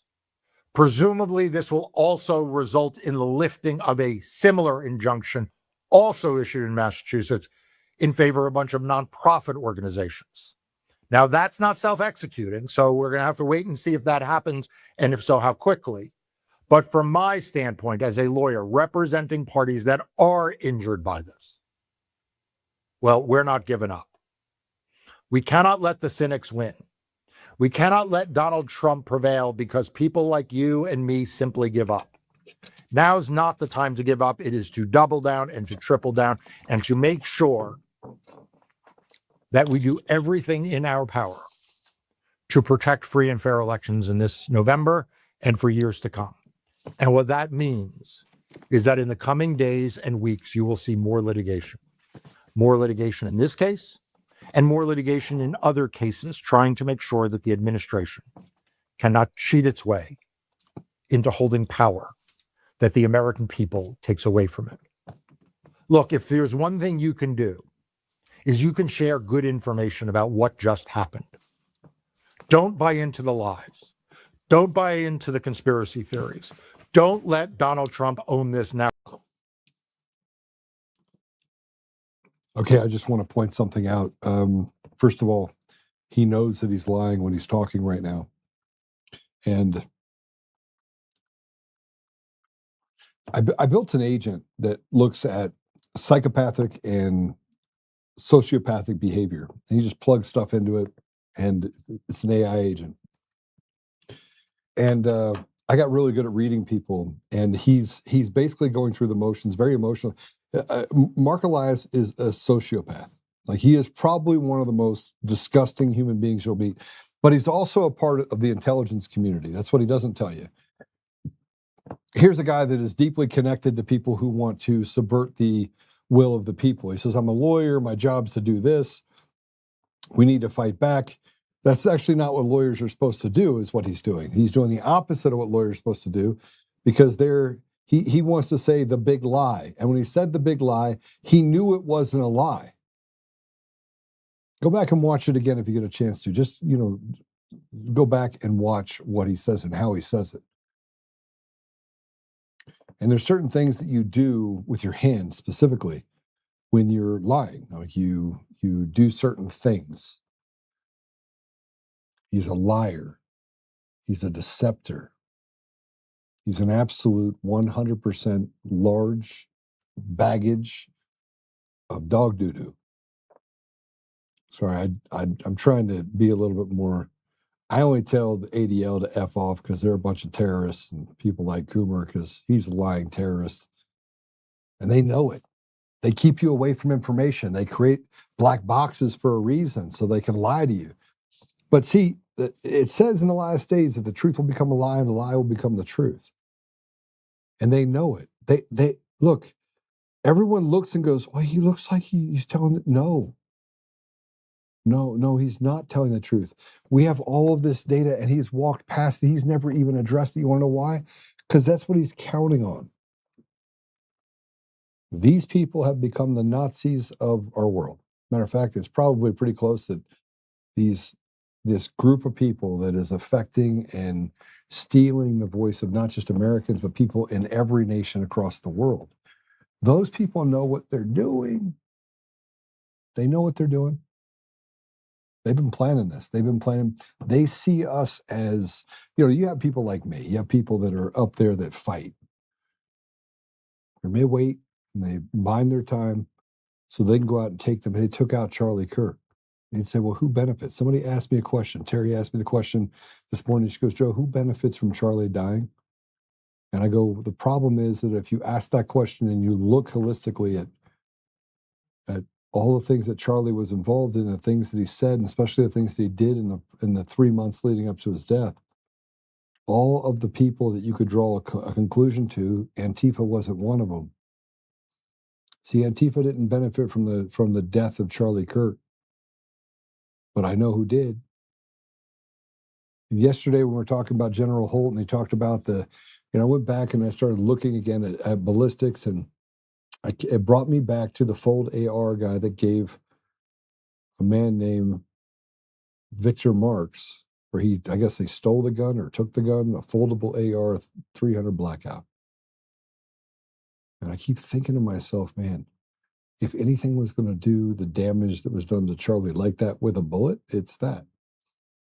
And if you check the sound, you go look it up, man. I don't want to. And here's the part that I want you to understand. I don't actually care who killed Charlie. Charlie's dead. He's with Jesus. The bottom line is Seth Rich died because they wanted to cover things up. You could walk down the line, Martin Luther King, even down back to Abraham Lincoln. They used death and intimidation, and they've been using these bully sticks for a long time. The devil's been at work. But Charlie died. And there are people that became pariahs for standing up for Charlie. People that became pariahs for saying the country is not on the right track. And this is where I get into who's right. Who's right? President Trump right? He's pretty upset at certain people that were on his side, that they wouldn't have been elected without these people. And the list is long. Elon Musk, Tucker Carlson, these are people that found themselves acting or saying to themselves, am I the useful idiot? And this is how I know that President Trump may say stuff about certain people, but he somewhat doesn't mean it. He takes shots at people sometimes. Or maybe he does mean it. Maybe I'm reading the room wrong. But Tucker Carlson had a sit down with the former border chief Ovino. And what I got out of this is kind of scary. And I said this before, that, after watching Tucker Carlson, and specifically after watching Tucker and walking through I watch his videos, right? So you guys can say whatever you want. You don't have to like Tucker. You could say he's fallen off his rocker. He hasn't fallen off any rocker. He is awake. Now, everything he sees is he questions everything. And should he? Yeah. Does his family have ties to the CIA? Yep. Yeah. Because you don't even get to the position where you're able to do what President Trump has done unless you come from institutionally a background. Lindsey Graham. Lindsey Graham dies. His sister becomes the heir apparent to the position, and with literally nothing. I mean, people just decided, okay, I'm going to vote for her. It's not even real. The elections aren't even real. They're not.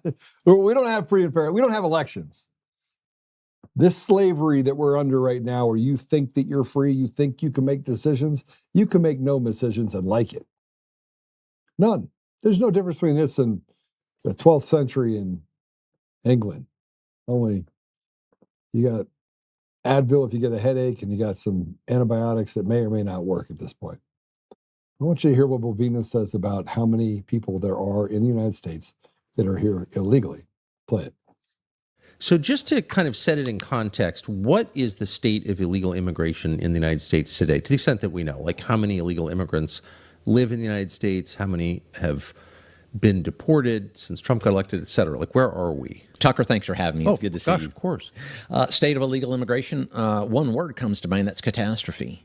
Right now in the United States, I've got the number at 107 million illegal aliens currently residing with impunity, I might add, in the United States today. 107 million? 107 million, 1/4 of the population. We've got 330,000 approximately American citizens. Add another 107 million onto that. I think you can look around in any state, any region, or any city in the United States, if you're just a regular American citizen, and say, well, you know what? There's an awful lot of illegal aliens and foreigners in our country. Yeah, I mean, it's a completely different country because it's got a completely different population, and you're discouraged from saying that for some reason. People are bullied into silence on the question, but I mean, it's not the same country. It's not even close. And, you know, better in some ways, worse in a lot of ways, but it's totally different. And I assume that was mostly because of legal immigration, but 107 million illegal? Illegal, the ones that came right across that border, and not only over the past few years under the Biden administration, but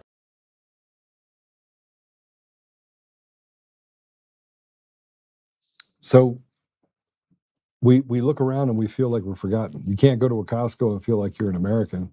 It looks like a little India. And look, I don't care what you look like. It's not what you look like that I care about. Are you speaking English? This is an English-speaking country. And no, you got big bok happening everywhere. And that's okay too. You can speak that language. But then most of them can't speak English.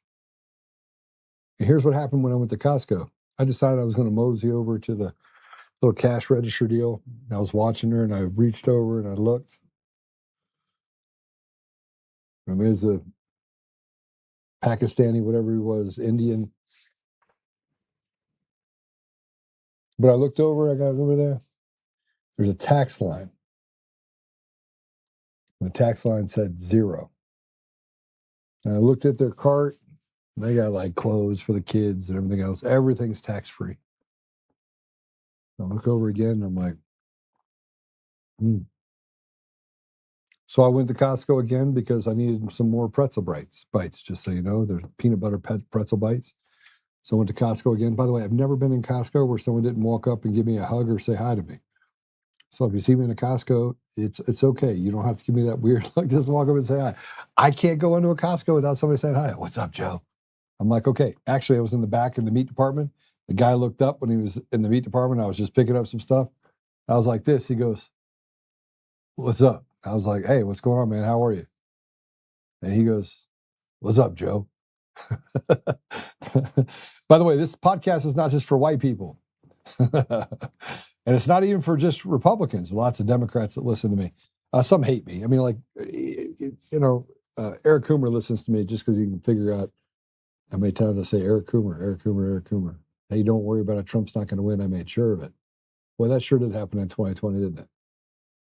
And since then, since President Trump was elected in 2024, we're on a roll. We've lost everything. Why? Because they're just stealing elections like crazy. Elections aren't even real. They're not even real. They're rigged. I mean, look at Virginia. I look at there's just so much. There's just so much. Like it doesn't even, it flies in the face of. I mean, look at Spencer Pratt. The even math is not even mathing anymore, and people are just like, "Oh, everything's fine." It's totally not fine. But every time I go back in there, and I went back into the Costco, just get back to this, and I just decided to walk back around again. And I looked at the screen, different couple. It's not the same bebop, bop, Punjabi bob. Not the same one, different one. I look back over that because you have the screen on one side and you got the thing on the other. I look over, and again, I chose to get behind someone that had a lot of stuff on their deal, like jackets for Punjab Bob's Jr. and all that stuff, and they got like sodas, and then they have food, and spice. I mean, look, it looked like a smorgasbord, right, of stuff that they had. I think they had like a karaoke thing in it. And I look over, and there's a tax line, $0. Not only do these people come here and they take everything from us, but they don't pay taxes. They don't contribute anything to society. And the people that do contribute are the Americans, people that have been here generationally, that treated like secondhand citizens in their own country while they're told you're on stolen land, and all the other horse shit that gets told by retards and whatever you want to call the rest of these people that are terrorists in our society, that steal our elections and do these things. No taxes. So every time you go to pay taxes, you pay taxes for everyone, because you're the one carrying the weight of 100 people in your community. You think your 56 cents on the dollar is about the 56 cents. It's not.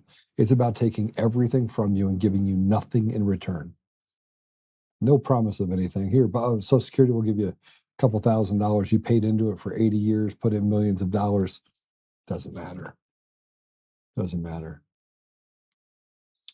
Here's Greg talking about how a young person once told him that young people don't know America. Everything was different. We finally had hope.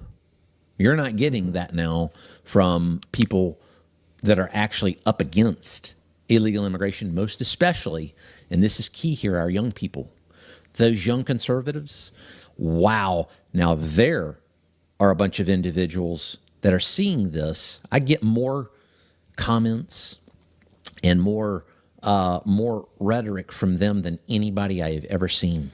Yeah. They are not happy. Their future, they understand, is being taken away. It has been taken away. And Tucker, something very powerful here. One of those young conservatives came up to me and said, we've only heard stories of America. We've only heard the story of America. I'm like, what do you mean, the story of America? We are America. There's no story. He goes, we don't know what America is. People like you tell us what America, people like Tucker say, this is what America used to be like. We've only heard the story of America. That was the most powerful thing I've ever heard. Being a Border Patrol agent, is this young person that doesn't even know what real America is, because it's been taken from them. A lot of it through illegal immigration. And, they better wake up. Some of these people that have betrayed us, some of those gatekeepers that I just talked to, better wake up, because there's a lot of pissed off people out there, especially the young. They did a big part in ensuring that there was somebody in office that would take care of immigration. Very unhappy campers right now, and I don't blame them a bit. They should be unhappy, and they are sharpening spears, dancing around the campfire right now. They have every reason to.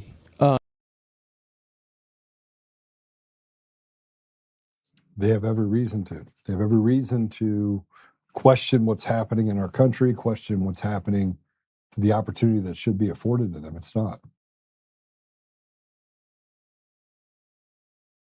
Where have we come to?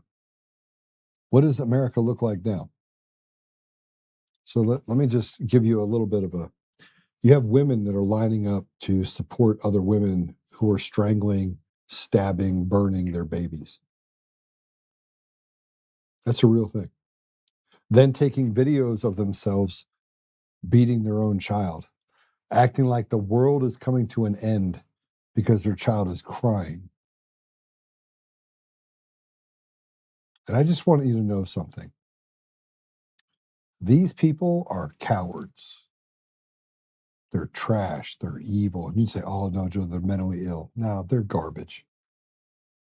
They're weak, pathetic people that, by the way, would have fallen in the gap if you didn't have the sign that said mind the gap. They would have got hit by a turnip truck if you didn't say look both ways.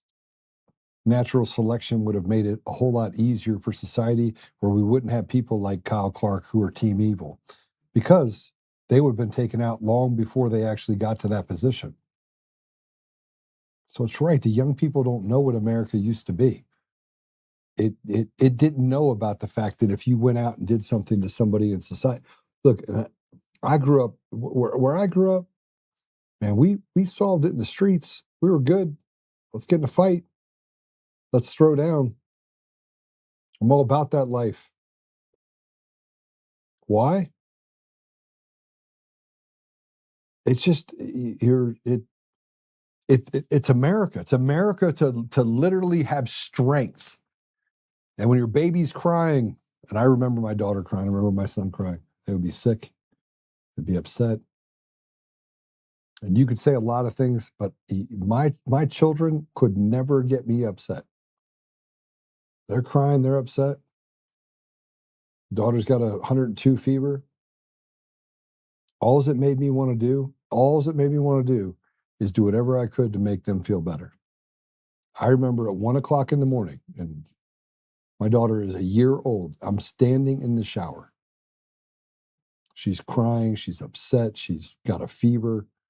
Maybe she was a little older than that, year and a half old.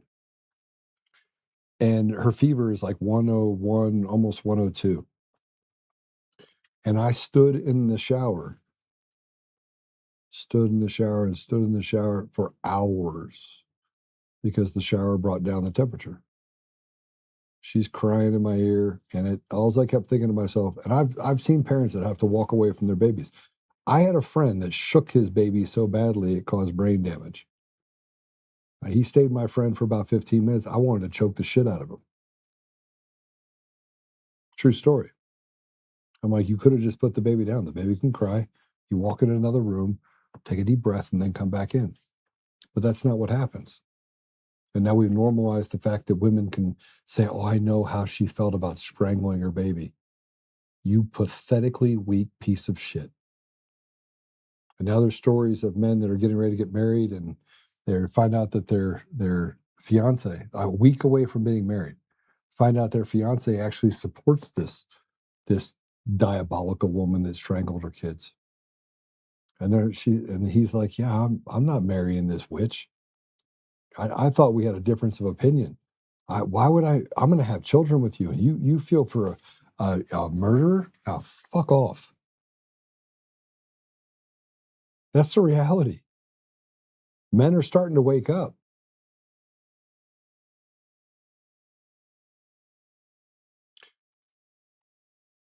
You need to understand where we are, 20%, 30%, 50, or is it 58%, 51% of America, 54%? Hold on, I need to find this out. Let me do this really quick. Let me pull my notes on this. Okay, over 50% of the American people can't read past the 6th grade level. You want to know why? Because you got a bunch of Punjab Bobs and you got a bunch of retards that live here. And they've destroyed the education system in the inner city. And they've said, hey, we're here to help you. It's the white people in the suburbs that actually have an education. They're the problem. You got women that are, I mean, you can walk down a list of the things that these retards like Mark Elias are putting in front of you. Everything's normal. No, everything's normal. Men think that they're women. No big deal. Have them compete in women's sports. Marginalized, normal, straight women. And the only people that don't support that, like you look at the WNBA, man, you know what that is? That's like, they should call it like the Devil's Basketball Association. Because you get someone that's actually a good person, Caitlin Clark, Sophia Cunningham, they're just ostracized. And you got these, I don't even know what you'd call them, disgusting people. And those are people that, I mean, it's like the woman that killed her babies. It's somewhere along the line, it's acceptable. Do you not see it? Does anybody see it? Is this just me? It must be just me. And now kids getting out of school have no possibility of buying their own home. How are you going to buy your own home? Hell, you can't even, the people that own them can't even sell them. I mean, interest rates are through the roof. If you wanted to destroy a society, we're on a pretty good trajectory. We're not in a good place. And you'd be hard pressed to figure out that you can get out there and take care of business. I'm going to show you something really quick. Political violence has become normalized. Everything that would be is shouldn't be. And there's two videos. There's a video I want you to, this is in Denver, okay? So you got the mayor of Denver and you got the attorney general, you got everyone else talking about the fact that they don't want to disenfranchise people for voting because, you know, because they want to continue this. I want to show you what is happening in Denver, in one of the most prominent parts of downtown Denver. I want to show this to you. Play that video first. Can you play that video first? Want to play it? Let's take a look at Mikey's Vibrant Denver for lease. I'm at the pavilions here. For lease, for lease, for lease. All everything down here for lease. There isn't one store open here. That's empty. That's empty down there. There's nobody here. Lunchtime on a Thursday. For lease. For lease. This is for lease too. This is vacant. This is nuts. There's nobody here. There's nobody there. Vacant. They left. This place is empty. This is for lease too. Holy cow. Unbelievable.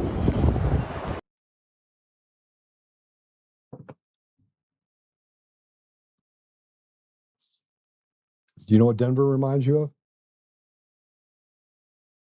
Democrats are not retarded. Democrats are not voting for these people. Democrats are not, they're not voting for these people. The occupancy rate in Denver right now is 39%. 61% of the buildings down there are vacant.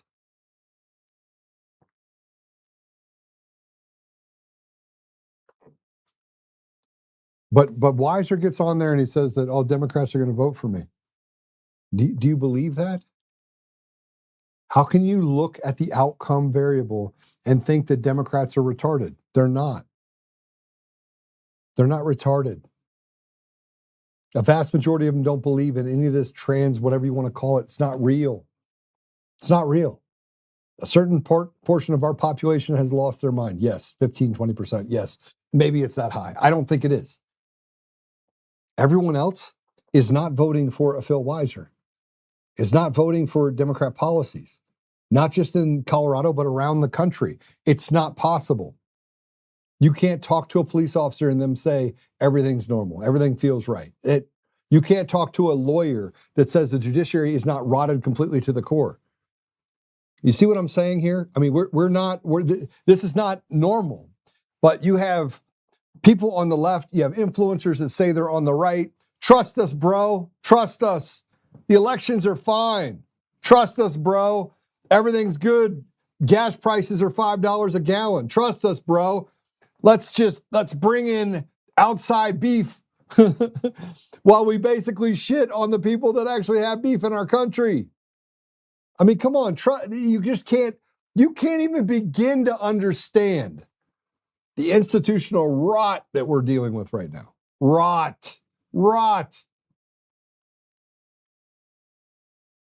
A little history lesson if you want to go check it.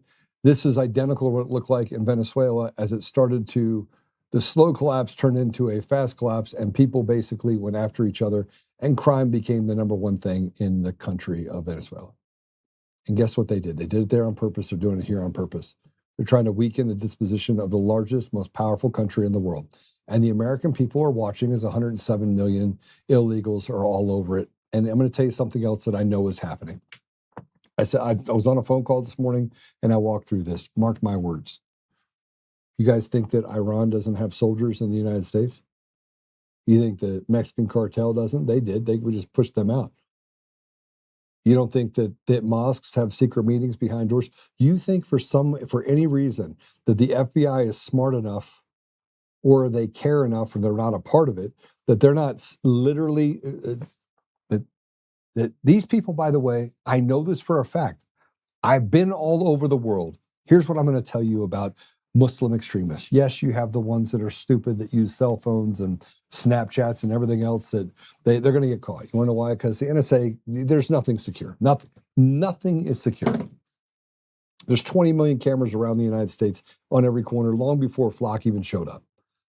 And the reason why you have a Palantir and the reason you have Facebook and everything else is they track everything anyway. They already know who you are. They know who I am. They know who you are. They know what you like, don't like, dislike, everything. It's all, nothing is secret, okay? So the people that say data, that you have to have data privacy, it's all a lie because the big guys don't care about your rules. They don't care about, it's like paying taxes. They don't pay taxes. Neither does the hijab Bob. The only people that pay taxes are the slave Americans, period. And they're the only ones, by the way, the slave Americans, that are told to kill your babies and support some diabolical woman that strangles her babies. We're already in an upside down world. President Trump doesn't pull the trigger on the Insurrection Act and do something to reset things. What do you think it's going to do? You think it's going to get better? You think when evil's got its grip, it's going to get better? You think your children stand a chance? You got parents running away from things. What state are you going to run away from? All the systems are the same. No, we'll just patch it. John Solomon, we'll just patch it. John Solomon's probably the most retarded individual on the planet. Like if there was a list of most retarded people on our side, Dan Bongino, Kash Patel, John Solomon, all the people that stand up there and act like they're smart. They're not smart. These are stupid people. John Lispy guy. And it always has to be the gay people, right? That tell us like what was the guy? Scott Pressler? Yeah, trust us, bro. We got all the Amish, all 200,000 Amish to vote. Only guess what? They don't have 200,000 Amish that can vote, a voting age. They don't even have 20,000.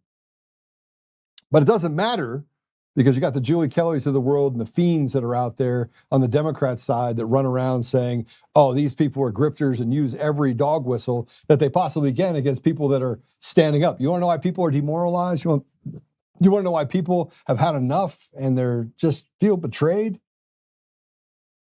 Because most of the influencers are just a bunch of retards that steal money off the side of things and ignore things that Tucker says because God forbid he say that, hey, when are we going to get back to America first? And you can support the things that President Trump is doing while also pointing out the obvious and saying, you know what, I'll hedge my bets. It's what I tell people to do with faith. Hedge your bets because God, I'm telling you, Jesus was very clear. You cannot come to the Father except through me. So accept Jesus as your Lord and Savior or, face the consequences. It's up to you. It's fine. Hedge your bets on where we're going. I believe something really significant is going to happen over the next 30 days. And we're going to have a group of people that we put together, the red pillars and the black pillars. We're going to put them in there, shake them, have a bunch of people on the panel, and we're going to just let them, trust us, bro, us to death, or tell us what's going to happen in the future. And then the ones that are the doomers will be on there too. I'm not a doomer. I'm just here to tell you that I smelled the dirt. I'm still going to continue to do the things that I do in order to try to get everything over the finish line. I'm going to fight. I'm going to do the things to fight and be Captain Obvious to you. But I saw some things. I want to show you this other video. This is a video that was in LA Starbucks and had a bunch of protesters chased him into the Starbucks. And then they did something to him. So go ahead and play it.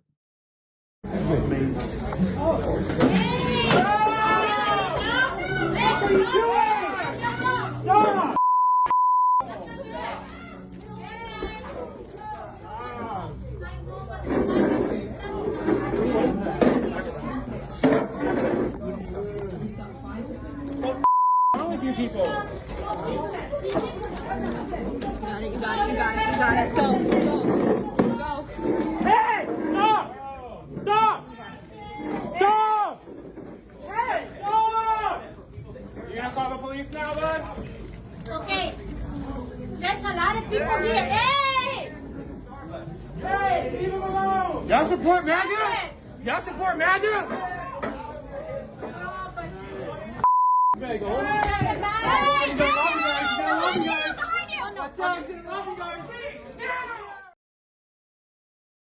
Okay, so let me tell you what I would have done to that guy.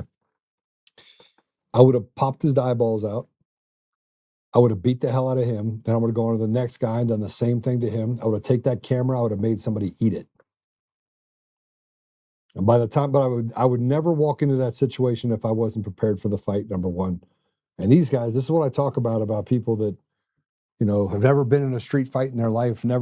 You have people that are pouring paint on you. Man, I'd make him eat that paint. I'd make sure that there wasn't a tooth left in his mouth. He would have to go see a lot of dentists and they'd have to reconstruct that dude's face. And you'd say, well, you got 3 or 4 guys. Again, you don't show up to a place like that unless you're willing to fight. But they ran and they jumped behind the deal. Say what you want. Say what you want.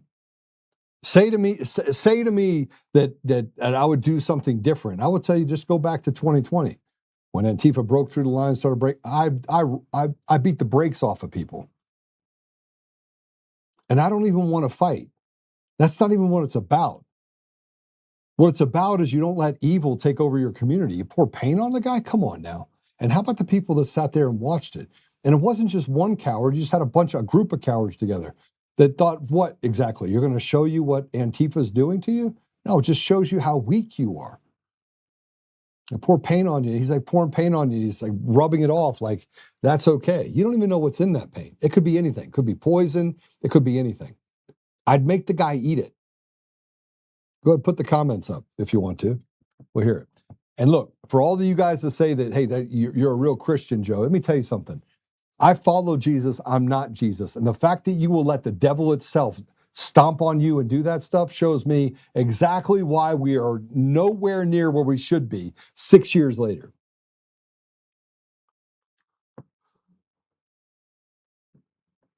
Warrior Gal said, we have Hamas in my community yesterday. They had a march all through the Jewish community. We need an army of Joe Oltmans. No, we just need an army of Americans. That's it. And I don't care what people say about me, right? You'd be hard pressed to find someone that has more. I said it today. I had to go visit with a client today, and I told him how we were going to build this entire model thing for him. And I sat there and I was like, blah, blah, blah, and I put it in front of him. I was like, here's what we're going to do for you. He's like, okay, that sounds great. How long is it going to take? Right now. We're going to get it done right now. Joe, thank you for now. It closed over $138 today. Z12 pack. How much did you make? You got to tell me how much you make because Daddy needs some shoes. So I keep giving people advice saying that I'm not a investor, so I wouldn't. I mean, I'm not a what is it called? I'm not a licensed professional for finance, but I give you some advice and it works out. Yeah. Sharon says, "How do you stop a bully? Don't run." That was a chemical attack, deadly force required. Hey, look, deadly force or not, the person that did that is going to drink through a straw for a very long time. That's the reality. And, you know, I had this guy that sent me this death threat. And literally said he was going to break my neck and a bunch of other stuff, right? That's someone that acts like his name's Luke Thornburn. Thornburn. He's down in Brazil. I think Brazil-ish, somewhere around that. Yeah.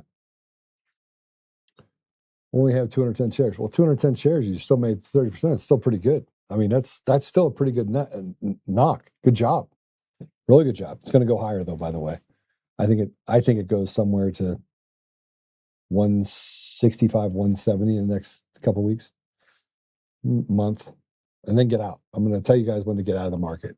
So on the sidelines. It's going to happen end of September. October's never been good on an election year, ever.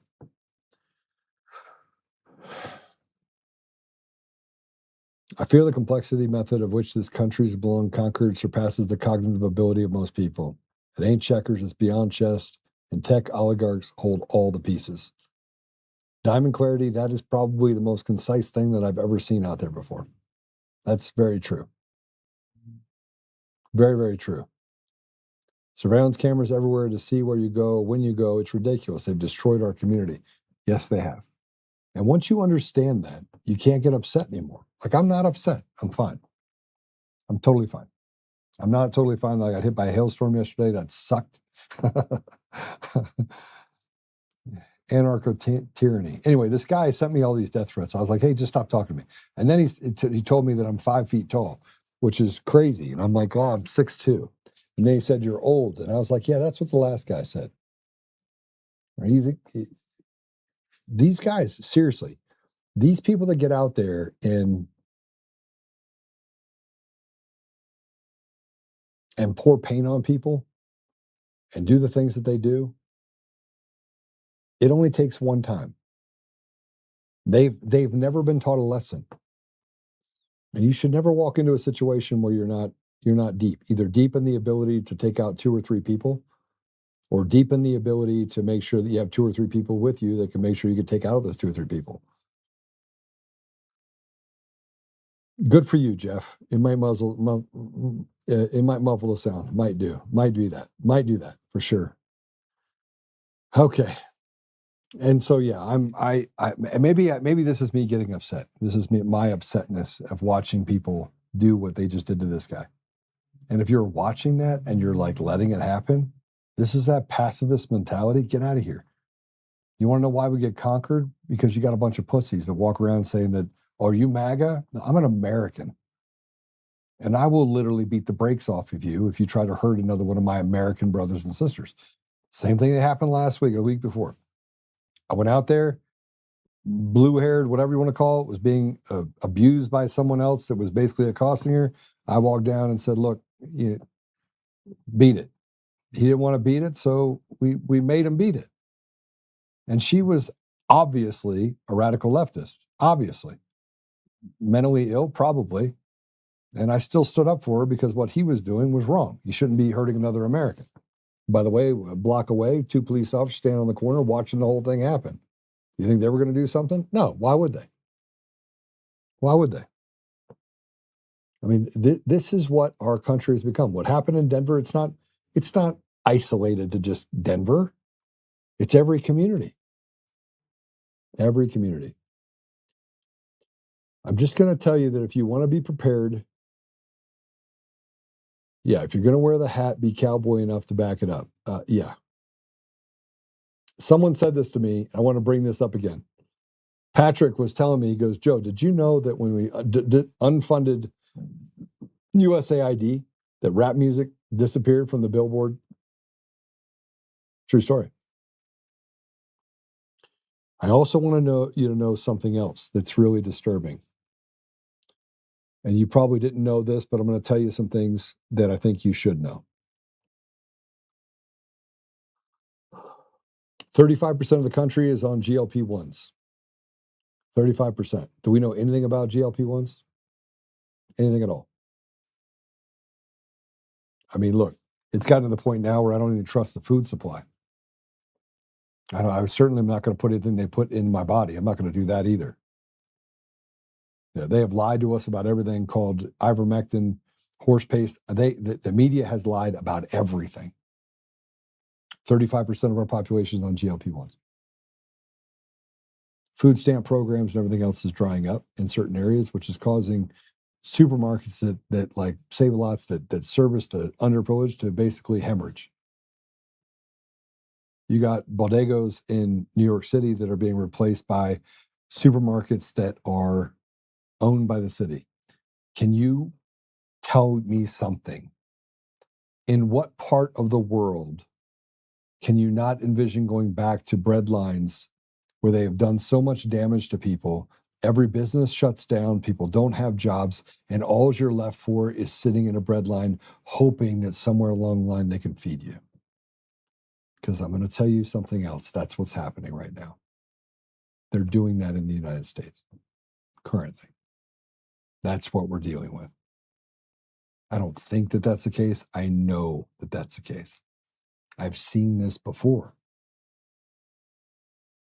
What they would do to the poorest among us, they're going to do to you. So if you think that you're going to make it out of this without fighting, man, go ahead. Keep simping along and thinking somewhere along the DOD created Facebook social media experiment was done for your own good, because it's not. And here's the thing that happens out the other side. This is my black pill moment. This is the thing where I want you to take it with you. If everything is on electronics, and by the way, I'm in tech. I understand it very well. But if everything is that environment and they turn it off, do you have any institutional knowledge that's still on paper? Something to think about. MMA, make men muscular again. I agree with that. Make men manly again. How about just make men courageous again? MMCA. All right. Sorry to leave you with that, but that's a lot. All right. Father God, thank you for truth. It is so hard to swallow at times. It's even harder to utter. It's difficult to take it all in and figure out that, or not see to yourself that it's not hopeless. And Father, yet we know it's not. We know that recognizing what's in front of us is an indicator of what we can do in order to resolve it and solve it, that we can operate in a place where we can stand with our brothers and sisters, not just in this country, but around the world. And we can do things to actually take back our community and to instill and restore you to the very walk of life, what we do as Americans. Father, we are a little bit challenged by things to come. And we saw how things happened in 2024. President Trump was elected. But everywhere we turn, we find ourselves saying, if only this will happen, if only this will happen, if only this will happen. But Father, we know that things are not happening the way it should, or that we think they should. And so we just ask you to give us the wisdom and the strength, the perseverance to withstand all of this stuff that we're dealing with. Help us, Father, that we may embrace each other, set aside petty differences, recognize team evil, and fight against it. Help us, Father, that we may recognize the road that we're heading down is not a good one, and do what we can to stand against this evil, destroy it, defeat it, and put ourselves in a better position to support and to create opportunity for our people. Father, we ask you to put a blessing over President Trump and the people in his office, the administration. We ask you to bless those people that are in positions of power who are doing good, that they may have a stronger voice and may stand up and be supported by the people in their communities and in our country. Help us, Father, to lean into you and to trust and trust in making sure that if we do what we're supposed to do and we bring things to you, that good things will happen. We ask these things, Father, humbly in the name of Jesus Christ. Amen. All right. As I'm sitting there praying, I was like, man, this is just crazy. Like I'm listening to Juan. I listened to General Holt yesterday. It's just a lot. It's a lot going on. Susan Rice, good to see you. Warrior Gal, hailstorm. We had a tornado. Look, I took authority over it and it became peaceful. But believe me, it wanted to do destruction. It made its way to Nassau. Christians better rise up and take their authority. I agree. We ask in the name of Jesus that the devil be destroyed. Yeah, we do. Where's that Amish community when you need one? All right. Apple Podcasts, Google Podcasts, Spotify, Pandora, iHeartRadio, TuneIn, and more. We did go a little bit later. I was a little late today. Remember, you hit the share button. You're the one that is the ambassador of truth. It's really good to see all of you today.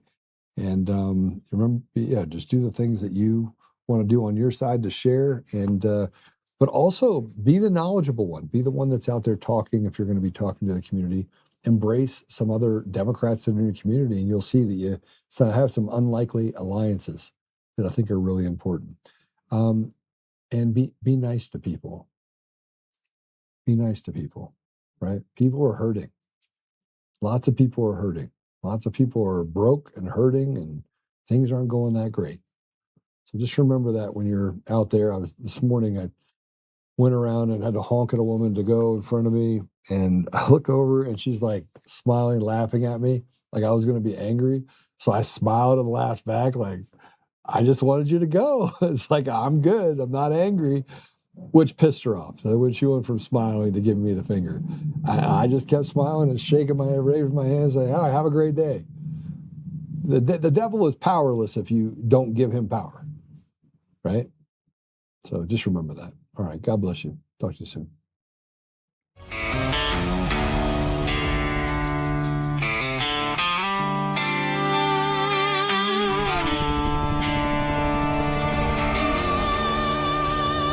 Rise up untamed in the heart of the fire where the wild ones roam. Oltmann's calling, bringing truth back home. From conservative daily to this untamed fire, we shatter the silence, lifting spirits higher. No chains can hold us, no lies can prevail. Authentic and fearless on this rugged trail.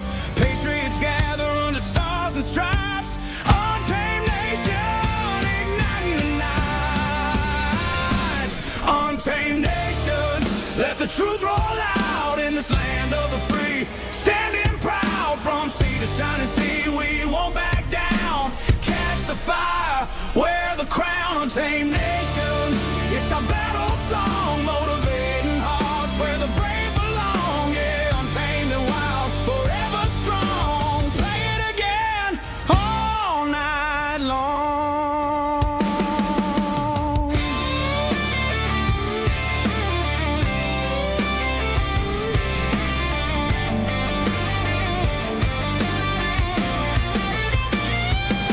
Break the mold, chase the real, no more games, time to heal. Joe's voice leads the untamed crew. Truth matters through and through. Untamed nation, let the truth roll out in this land of the free. Standing proud from sea to shining sea, we won't back down. Catch the fire, wear the crown. Untamed nation, it's our